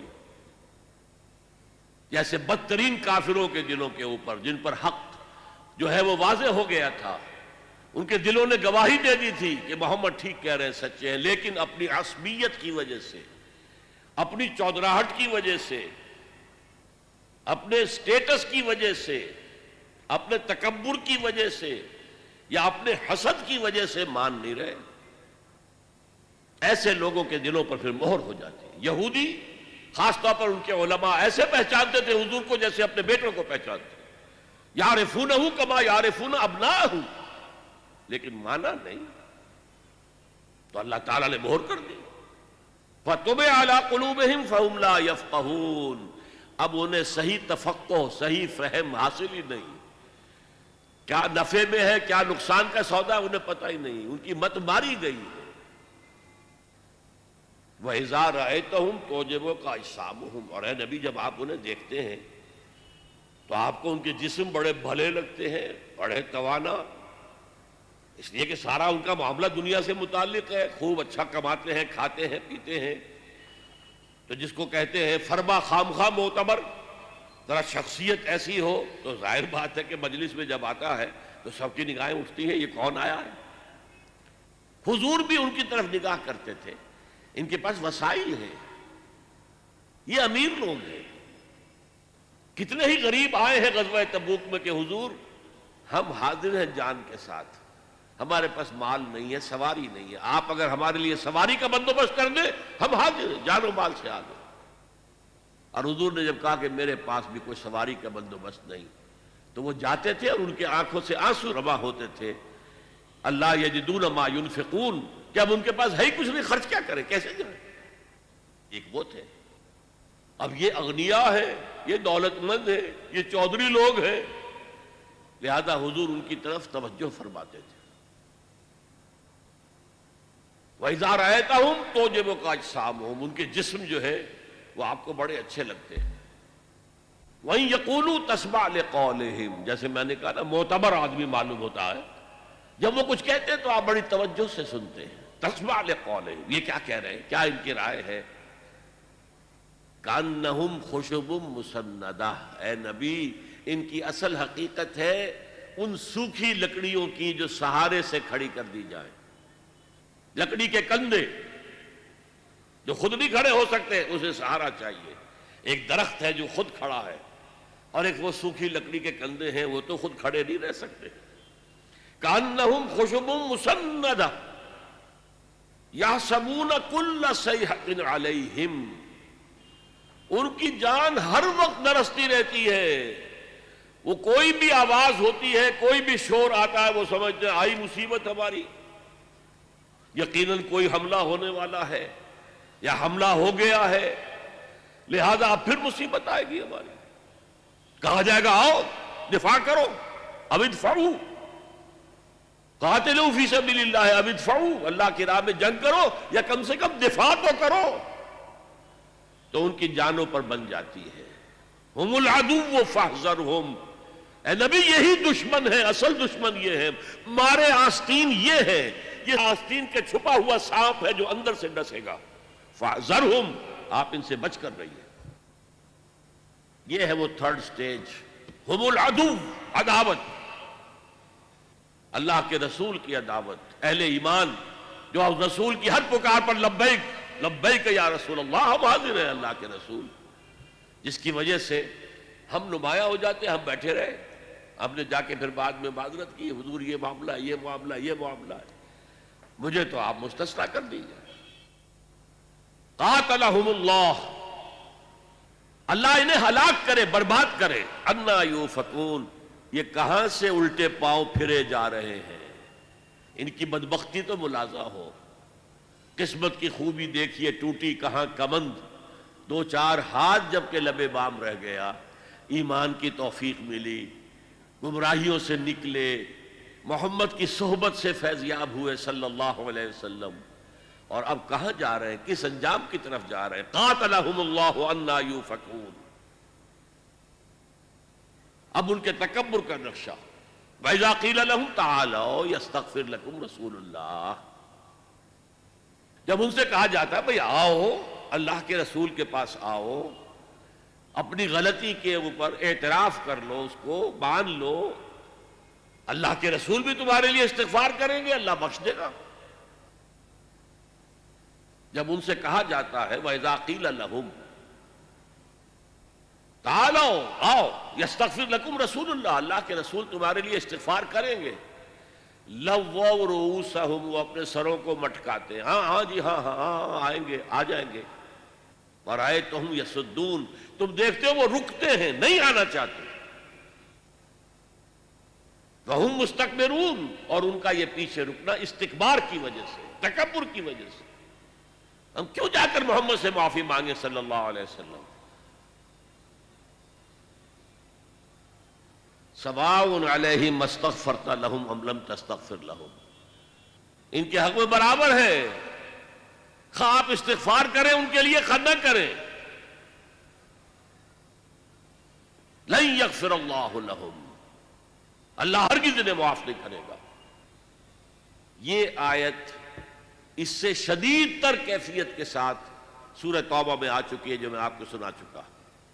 استغفر لہم او لا تستغفر لکم ان تستغفر لہم 70 مرۃ فلن یغفر اللہ لہم، اے نبی آپ ان کے حق میں استغفار کریں یا نہ کریں، اگر آپ 70 مرتبہ استغفار کریں گے تب بھی اللہ انہیں معاف نہیں کرے گا۔ ان اللہ لا یہدی القوم الفاسقین، یقیناً اللہ ایسے فاسقوں کو، ایسے ناہنجاروں کو زبردستی ہدایت نہیں دیتا، اللہ کا قاعدہ یہ نہیں ہے، جو چاہے ہدایت پر آئے، فمن شاء فلیؤمن ومن شاء فلیکفر، ہم نے تو لوگوں کو اختیار دے رکھا ہے، جو چاہے وہ ایمان لائے، جو چاہے کفر کی روش اختیار کرے، جو چاہے نفاق کا راستہ اختیار کر لے، ہماری طرف سے فری چوائس ہے۔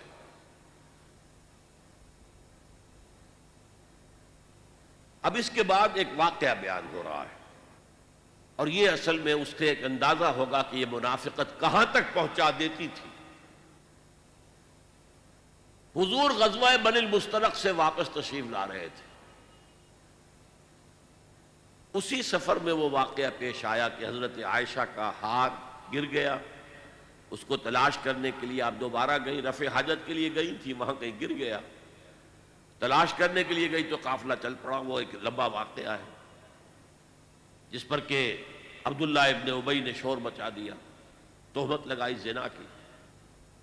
اسی سفر میں ایک واقعہ یہ پیش آ گیا، ایک جگہ پڑاؤ تھا، پاس کنواں تھا، وہاں سے پانی کھینچ رہے تھے، حضرت عمر کے ایک غلام تھے جہجہ،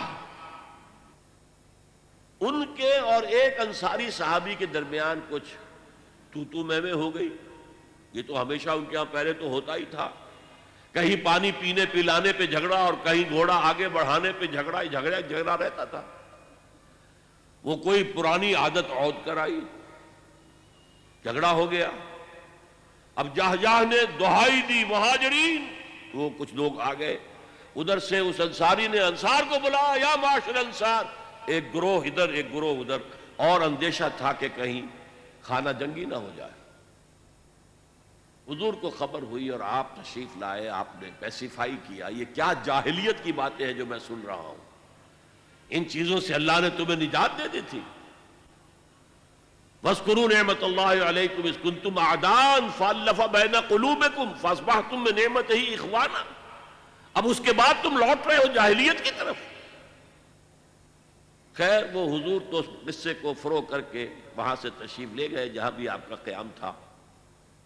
اب اس عبداللہ ابن ابی رئیس المنافقین نے وہاں پر بکواس کرنی شروع کی۔ ایک تو یہ کہا انصار سے، دیکھو تمہارے ٹکڑوں پر پلے ہیں یہ، ان کی مثال ایسی ہے سمن کلبک یاکلک، کہ اپنے کتے کو کھلا پلا کے موٹا کرو تمہیں کو کاٹے گا۔ آج یہ تمہارے برابر کے ہو گئے، یہ تو لٹے پٹے آئے تھے، بھوکے ننگے آئے تھے، تم نے ان کی آؤ بھگت کی، تم نے ان کو ویلکم کہا، تم نے گھر تقسیم کر دیے، تم نے دکانیں تقسیم کر دی، اب ان پر خرچ کرنا بند کر دو۔ یہ سب دودھ پینے والے مجنو ہیں، جب انہیں کچھ نہیں ملے گا منتشر ہو جائیں گے۔ لَنْفَضُّوا مِنْ حَوْلِكَ۔ ایک تو یہ بات کہی، اور ایک یہ کہا اب جب مدینے واپس لوٹنا ہو جائے گا، ابھی تو چونکہ راستے میں ہے، تو لازماً جو عزت والے ہیں وہ ان ذلیلوں کو نکال باہر کریں گے، اب ہم نے مزید مدینے کے اندر برداشت نہیں کریں گے۔ وہاں پر ایک نوجوان ٹین ایجر بھی موجود تھا، اس نے آ کر حضور کو خبر دی عبداللہ ابن ابی نے یہ کہا ہے، یہ کہا ہے، یہ کہا ہے۔ حضور نے بلا کر جواب طلبی کی تو صاف انکار کر دیا، قسمیں کھا گیا، میں نے کہا ہی نہیں۔ آپ اس چھوکرے کی بات پر اعتماد کر رہے ہیں، اس بچے کی بات پر مجھ سے آپ ایکسپلینیشن کال کر رہے ہیں۔ بعد میں یہ آیات نازل ہوئی تو حضور نے فرمایا لڑکے کے کان سچے تھے، لڑکے نے جو سنا تھا وہ سچ تھا، اس لیے کہ وہی آ گئی، وہی نے تصدیق کر دی۔ وہ کیا ہے اب پڑھیے، ہم الذین یقولون لا تنفقوا علی من عند رسول اللہ حتی ینفضوا، یہی ہے وہ لوگ جو کہتے ہیں مت خرچ کرو ان لوگوں پر جو اللہ کے رسول کے ساتھ ہیں، یہاں تک کہ منتشر ہو جائیں گے۔ دیکھنا ان بستیوں کو تم کے ویراں ہو گئی، یہ بھیڑ چھٹ جائے گی، تم ان کی ضیافت کرتے ہو، کھلاتے ہو، پلاتے ہو، سب من کلبت یا کلو لا تنفقوا علی من عند رسول اللہ، مت خرچ کرو، مت انفاق کرو ان پر کہ جو اللہ کے رسول کے ساتھ ہے، حتی ینفضوا، یہاں تک کہ یہ بھیڑ چھڑ جائے، چلے جائیں گے سب چھوڑ کر۔ وَلِلَّهِ خَزَائِنُ السَّمَاوَاتِ وَالْأَرْضِ، اللہ کا تبصرہ کیا آیا، حالانکہ اللہ ہی کی ملکیت میں ہے تمام خزانے آسمانوں کے اور زمین کے۔ وَلَكِنَّ الْمُنَافِقِينَ لَا يَفْقَهُونَ، لیکن ان منافقوں کو فہم اور تفقہ حاصل نہیں، جانتے نہیں۔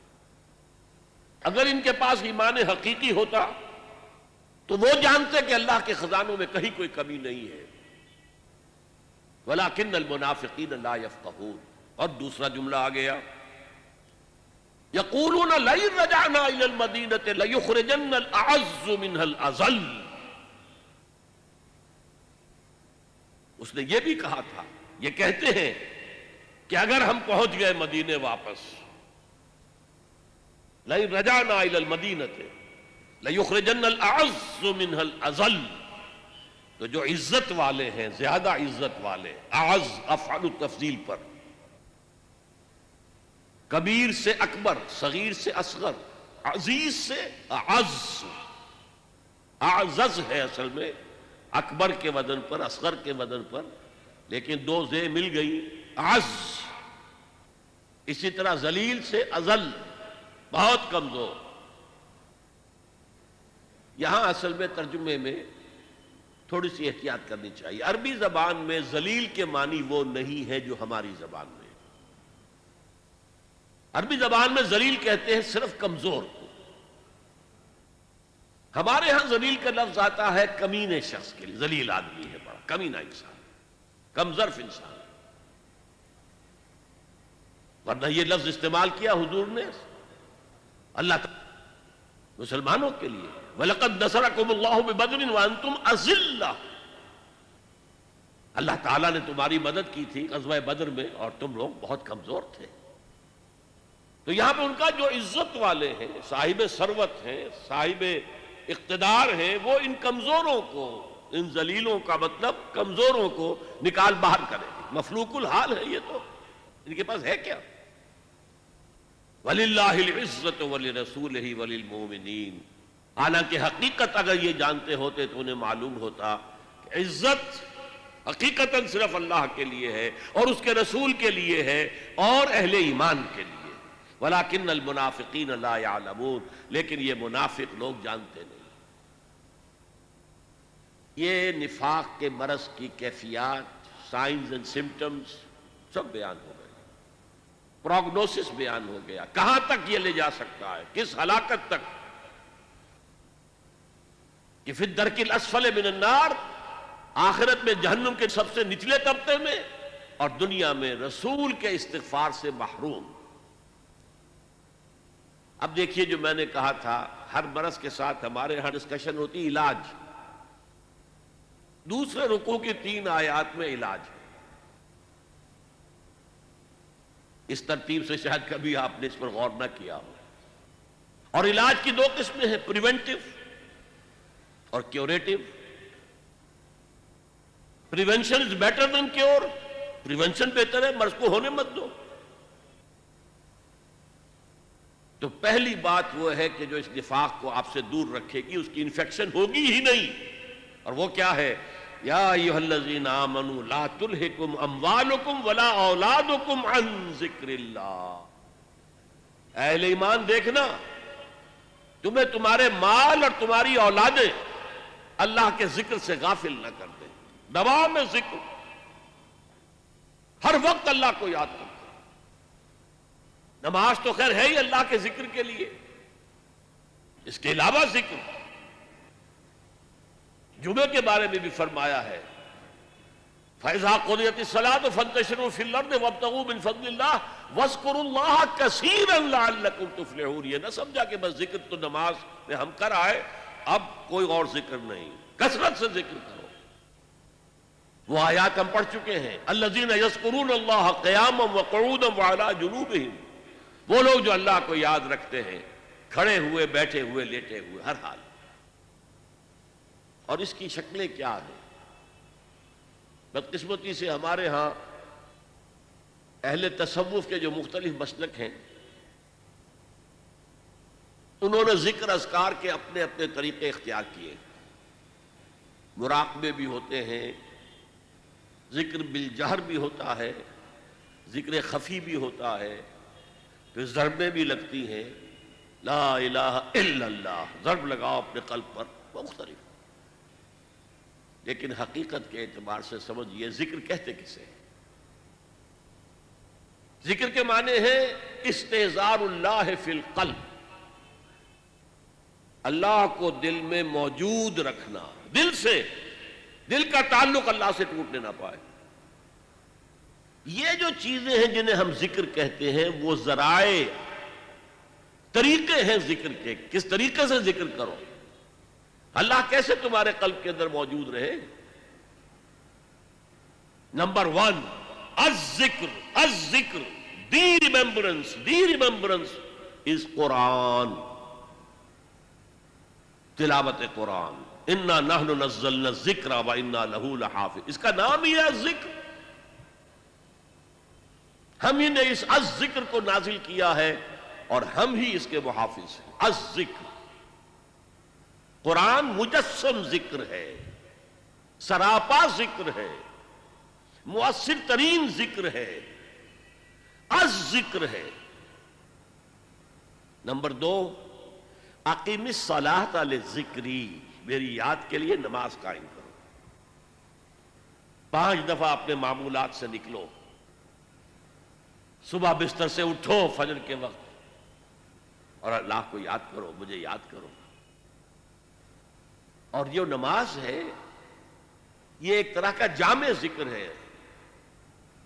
آپ زبان سے بھی ذکر کر رہے ہیں، سورہ فاتحہ پڑھ رہے ہیں، آپ قرآن مجید کا بھی کچھ حصہ پڑھ رہے ہیں یا سن رہے ہیں فجر کی نماز میں، جسے کہا ہی گیا ہے قرآن الفجر.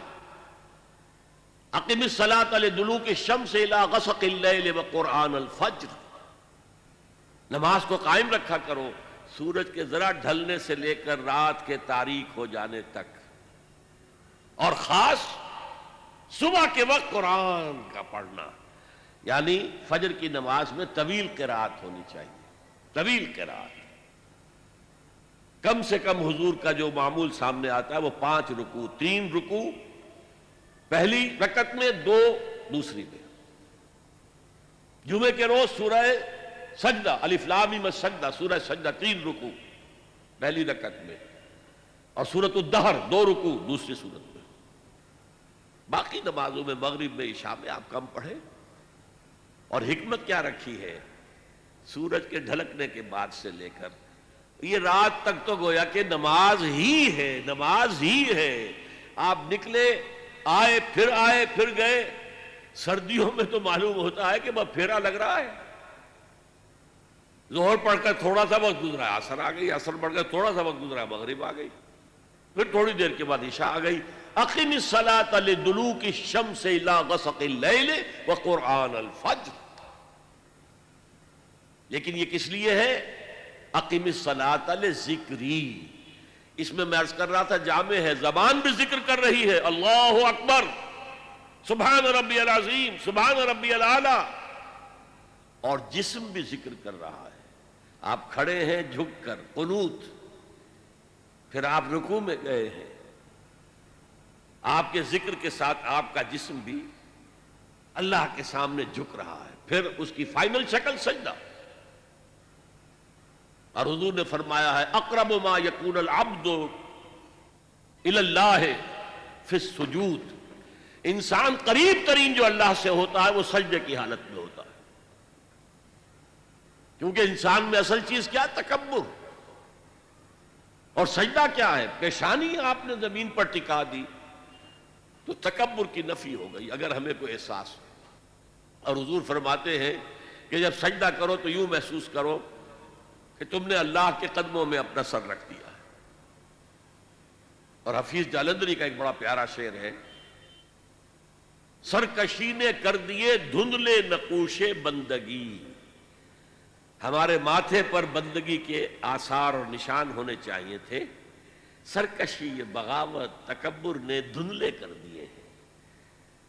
سرکشی نے کر دیے دھندلے نقوش بندگی، آؤ سجدے میں گریں لوح جبی تازہ کریں۔ یہ ماتھے پر بندگی کا نشان تازہ ہوتا ہے۔ تو پہلے الذکر، قرآن، جسمانی اور زبانی ذکر جمع ہو گیا نماز میں، اور تیسرا ذکر جسے کہا جائے گا ذکر دوام، وہ ادعیہ اور اذکار مسنونہ ہے۔ رات کو سوئیں تو یہ دعا مانگے، بسمک اموت واحیا، صبح آنکھ کھلتے ہی کہیں الحمدللہ الذی احیانی بعد ما اماتنی والیہ النشور۔ آپ ٹوائلٹ میں جا رہے ہیں، باتھ روم میں جا رہے ہیں، دعا مانگیے، اللہم انی اعوذ بک من الخبث والخبائث۔ باہر نکل رہے ہیں، دعا مانگیے، غفرانک۔ اور یہ بھی ہے کہ الحمدللہ الذی اذھب عنی الاذی وعافانی، اس اللہ کا شکر ہے جس نے مجھ سے اذیت بخش چیزوں کو دور کر دیا۔ آپ کی رفع حاجت ہو گئی، آپ کا فضلہ جو ہے خارج ہو گیا، یہ جسم میں رہتا، قبض ہوتا، 100 طرح کی بیماریاں پیدا کرتا۔ الحمدللہ الذی اذھب عنی الاذی، مجھ سے تکلیف دہ چیز دور کر دی، وعافانی، مجھے عافیت بخشی۔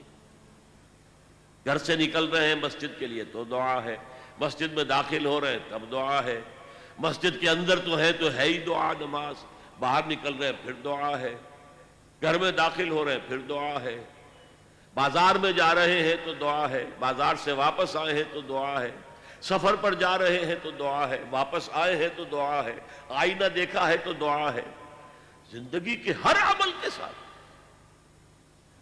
یہ دوام ذکر ہے، دوام ذکر، اور اس میں کوئی وقت نہیں لگتا آپ کا۔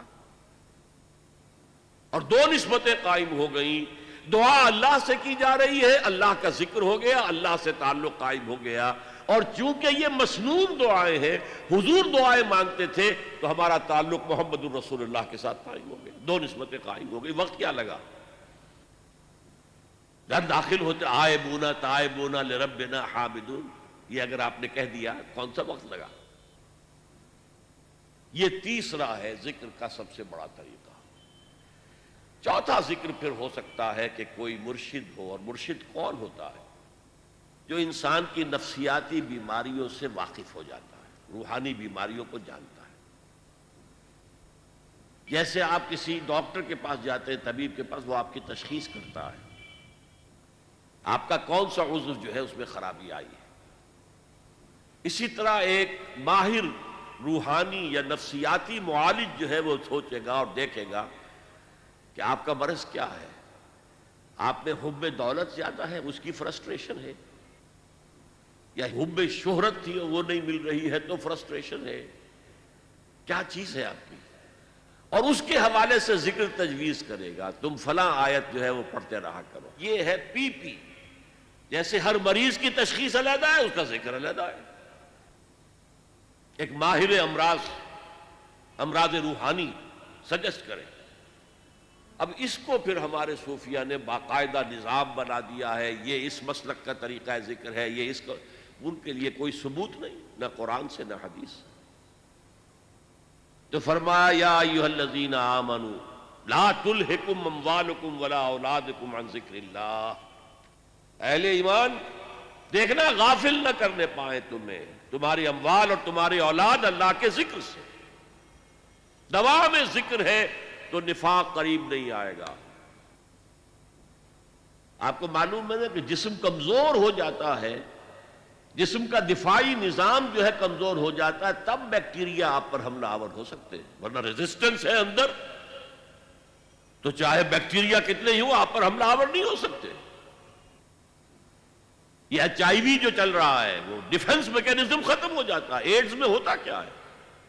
ریزسٹنس جو نیچرل نظام اللہ نے بنا رکھا ہے بیماریوں کے خلاف، خاص طور پر جراثیمی بیماریاں، ان کے خلاف ڈیفنس میکینزم میں وہ شیٹر ہو جاتا ہے۔ تو اصل میں یہ ڈیفنس ہے، دوا میں ذکر، یہ پریونٹیو ہے، اس سے آپ کے قریب جو ہے نفاق نہیں آ سکے گا۔ وَمَن يَفْعَلْ ذَلِكَ، اور جس نے یہ کیا کہ مال اور اولاد کی محبت میں منہمک ہو گیا، ذکر الہی سے غافل ہو گیا، فَأُولَٰئِكَ هُمُ الْخَاسِرُونَ، تو وہی ہیں جو خسارے میں رہیں گے، گھاٹے میں رہیں گے، ٹوٹے میں رہیں گے، نقصان میں رہیں گے۔ اس لیے کہ اگر دل غافل ہوا تو پھر نفاق ڈیرا ڈال لے گا۔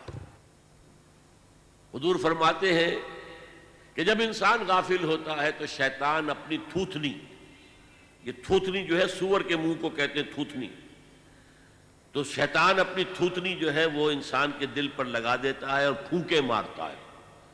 اس پھونکے مارنے سے جو سفلی جذبات ہیں، جو انسان کے اندر حیوانی تقاضے، وہ خوب اچھلتے ہیں، ان میں ایکسائٹمنٹ ہوتی ہے۔ لیکن جب اللہ کا ذکر موجود ہو دل میں، شیطان بھاگ جاتا ہے۔ تو دل غافل نہ ہو، ذکر الہی دوام، اور اس کا میں نے ذریعے آپ کو بتا دیا۔ قرآن کی تلاوت سب سے بڑا ذکر، نماز سب سے جامع ذکر، اور اس کے بعد ادعیہ معصورہ اور اذکار مسنونہ، یہ دوام ذکر کا ذریعہ۔ ہر کام کے ساتھ آپ کپڑے پہن رہے ہیں، نئے کپڑے پہنے، دعا ہے۔ زندگی کا کوئی فیل، یہاں تک کہ اپنی بیوی سے ہم بستر ہو رہے ہیں تو دعا ہے۔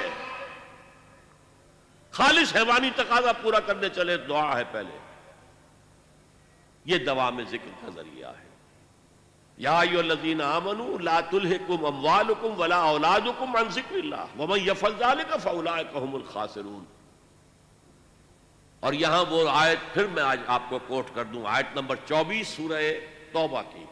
قُلْ إِنْ كَانَ آبَاؤُكُمْ وَأَبْنَاؤُكُمْ وَإِخْوَانُكُمْ وَأَزْوَاجُكُمْ وَعَشِيرَتُكُمْ وَأَمْوَالٌ اقْتَرَفْتُمُوهَا وَتِجَارَةٌ تَخْشَوْنَ كَسَادَهَا وَمَسَاكِنُ تَرْضَوْنَهَا أَحَبَّ إِلَيْكُم مِّنَ اللَّهِ وَرَسُولِهِ وَجِهَادٍ فِي سَبِيلِهِ فَتَرَبَّصُوا حَتَّىٰ يَأْتِيَ اللَّهُ بِأَمْرِهِ وَاللَّهُ لَا يَهْدِي الْقَوْمَ الْفَاسِقِينَ۔ اے نبی ان سے کہہ دیجئے، اگر ہو تمہارے باپ اور تمہارے بیٹے اور تمہارے بھائی اور تمہاری بیویاں یا بیویوں کے لیے شوہر، اور تمہارے رشتہ دار اقربا، یہ 5 رشتے اور 3 شکلیں مال کی۔ وَأَمْوَالٌ اقْتَرَفْتُمُوهَا، وہ مال جو تم نے محنت سے کما کر جمع کیے، وَتِجَارَةٌ تَخْشَوْنَ كَسَادَهَا، اور وہ کاروبار بڑی محنت سے جمایا ہے اور اس کے کساد کا، مندے کا تمہیں اندیشہ رہتا ہے، وَمَسَاكِنُ تَرْضَوْنَهَا، اور وہ تمہارے محل یا تمہاری حویلیاں اور کوٹھیاں یا تمہارے مکان جو تمہیں بہت محبوب ہیں۔ اگر یہ 8 چیزیں زیادہ محبوب ہیں تمہیں اللہ سے اور اس کے رسول سے اور اللہ کے راہ میں جہاد سے، فتربصوا، جاؤ بیٹھو انتظار کرو یہاں تک کہ اللہ اپنا فیصلہ سنا دے، حتی یاتی اللہ بامرہ واللہ لا یہدی القوم الفاسقین، اللہ ایسے فاسقوں کو، ایسے ناہنجاروں کو، ایسے سرکشوں کو زبردستی ہدایت نہیں دیتا۔ زبردستی ہدایت دینی ہوتی تو پوری نوع انسانی کو آنے واحد میں اللہ ہدایت دے دے۔ اب دیکھیے دوسرا پہلو، اگر یہ چھوت لگ ہی گئی تو کیا؟ ٹی بی کی انفیکشن ہوئی گئی ہے تو علاج کریں گے نا۔ اب کیوریٹو ٹریٹمنٹ کیا ہے؟ اور یہاں بڑا خوبصورت جو ہے صنعت لفظی، نفاق کا علاج انفاق۔ انفاق کے معنی خرچ کرنا۔ یہ لفظ جب آتی ہے سراس مجرد سے، نفقہ، اس کے معنی کوئی شے ختم ہو گئی، مر گئی، کھپ گئی، صرف ہو گئی۔ نفقت الدراہم، پیسے ختم ہو گئے، مک گئے۔ نفق الفرس، گھوڑا مر گیا۔ اس سے انفاق بنا، خرچ کرو، لگا دو، کھپا دو، صرف کر دو۔ اگر نفاق کی چھوت لگ گئی ہے تو کیوں لگی ہے؟ تمہیں دنیا کی محبت تمہارے دل پر غالب آ گئی ہے۔ یہ مال و دولت دنیا، یہ رشتہ و پیوند، بتان وہم و گواہ، لا الہ الا اللہ۔ لہذا اب علاج بالضد، اپوزٹ کے ذریعے سے علاج کرو۔ مال محبوب ہے، نکالو، دو۔ انفاق از دی ٹریٹمنٹ، کیوریٹو ٹریٹمنٹ۔ زیادہ سے زیادہ دو، زیادہ سے زیادہ دو، زیادہ سے زیادہ دو، نکالو۔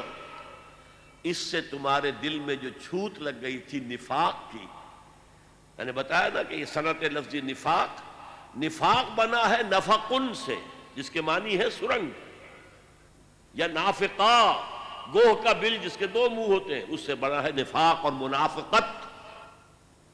جیسے جہاد اور مجاہدہ، قتال اور مقاتلہ، اسی طرح نفاق اور منافقت یا منافقہ، عربی میں منافقہ کہیں گے، منافقت نہیں کہیں۔ تو یہ کیا ہے؟ یہ جان و مال بچا کر رکھنا، اس کی محبت کی وجہ سے۔ اللہ کی راہ میں نہ مال خرچ کرنے کی توفیق اور نہ جان دینے کے لیے تیار۔ اب اس کا علاج کیا ہے؟ اصل میں حب دنیا کا سب سے بڑا سمبل جو ہے وہ حب مال ہے۔ اس حب مال کو نکالو اپنے دلوں سے، نکالو اپنے دلوں سے، نکالو اپنے دلوں سے۔ وَأَنفِقُوا مِمَّا رَزَقْنَاكُمْ، خرچ کرو، خرچ کرو، خرچ کرو ان میں سے، سب چیزوں میں سے جو ہم نے تمہیں دی ہیں۔ من قبل ان یأتی احدکم الموت، اس سے پہلے کہ تم میں سے کسی کی موت کا وقت آن کھڑا ہو، موت سرہانے آ کر کھڑی ہو جائے۔ جب آدمی کو پتہ چلتا ہے کہ اب تو دنیا سے روانگی ہے، تب کہتا ہے جی سب اللہ کی راہ میں دے دو، مجھے تھوڑی سی اور وقفہ دے دو، میں سب دولت دے دوں گا۔ من قبل ان یاتی احدکم الموت فیقول، اور وہ یہ کہے اس وقت، رب لولا اخرتنی الی اجل قریب، اے اللہ کیوں نہ تو مجھے ذرا تھوڑی سی اور مہلت دے دے،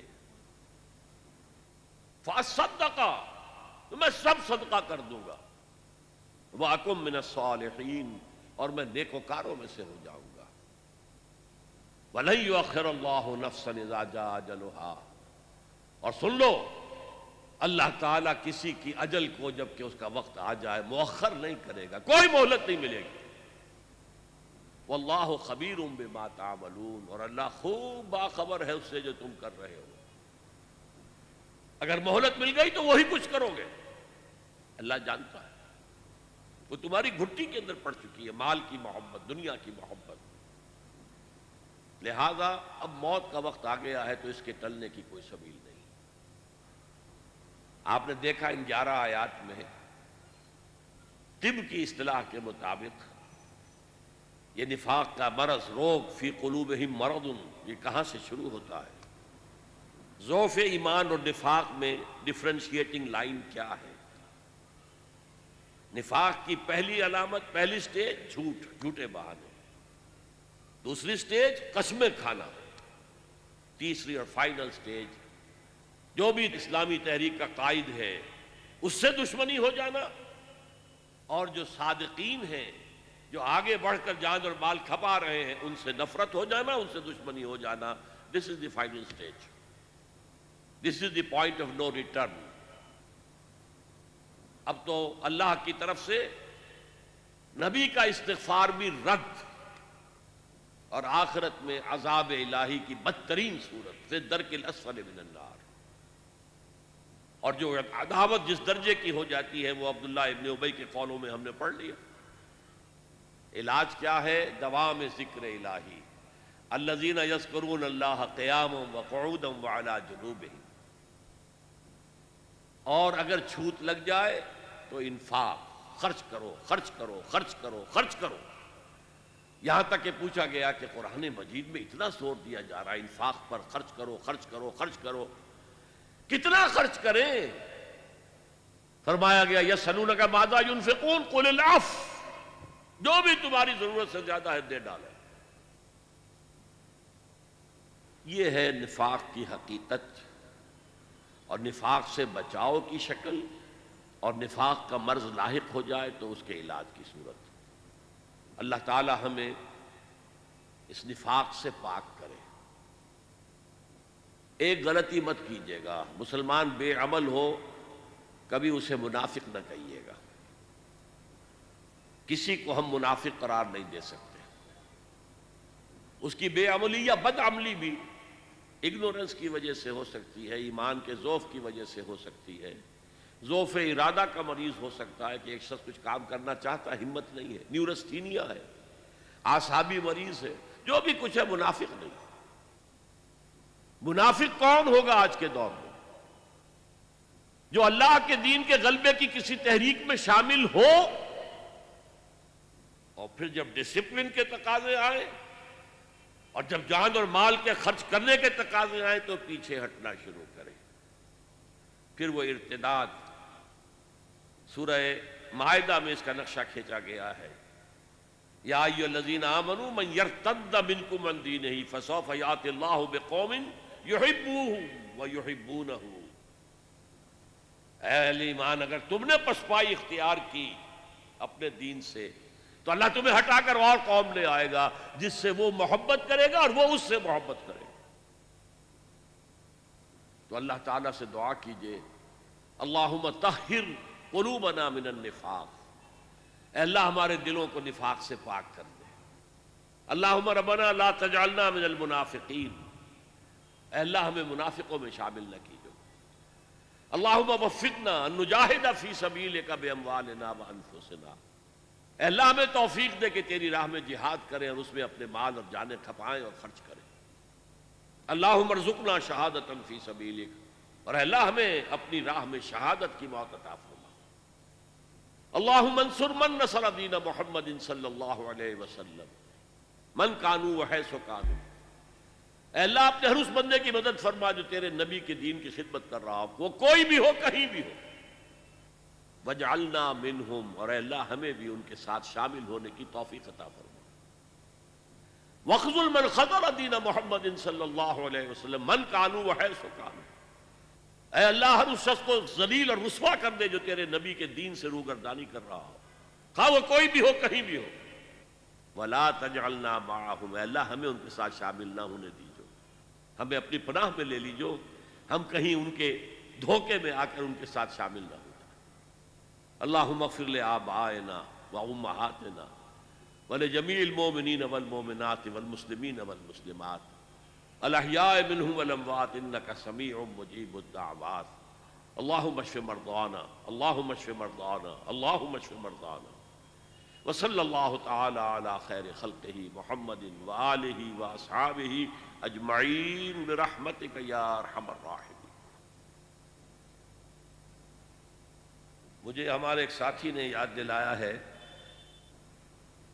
کہ آپ اپنی تقریر کے اختتام پر IRF کا بالخصوص اور اہل بمبئی کا بالعموم شکریہ ادا کر دیں۔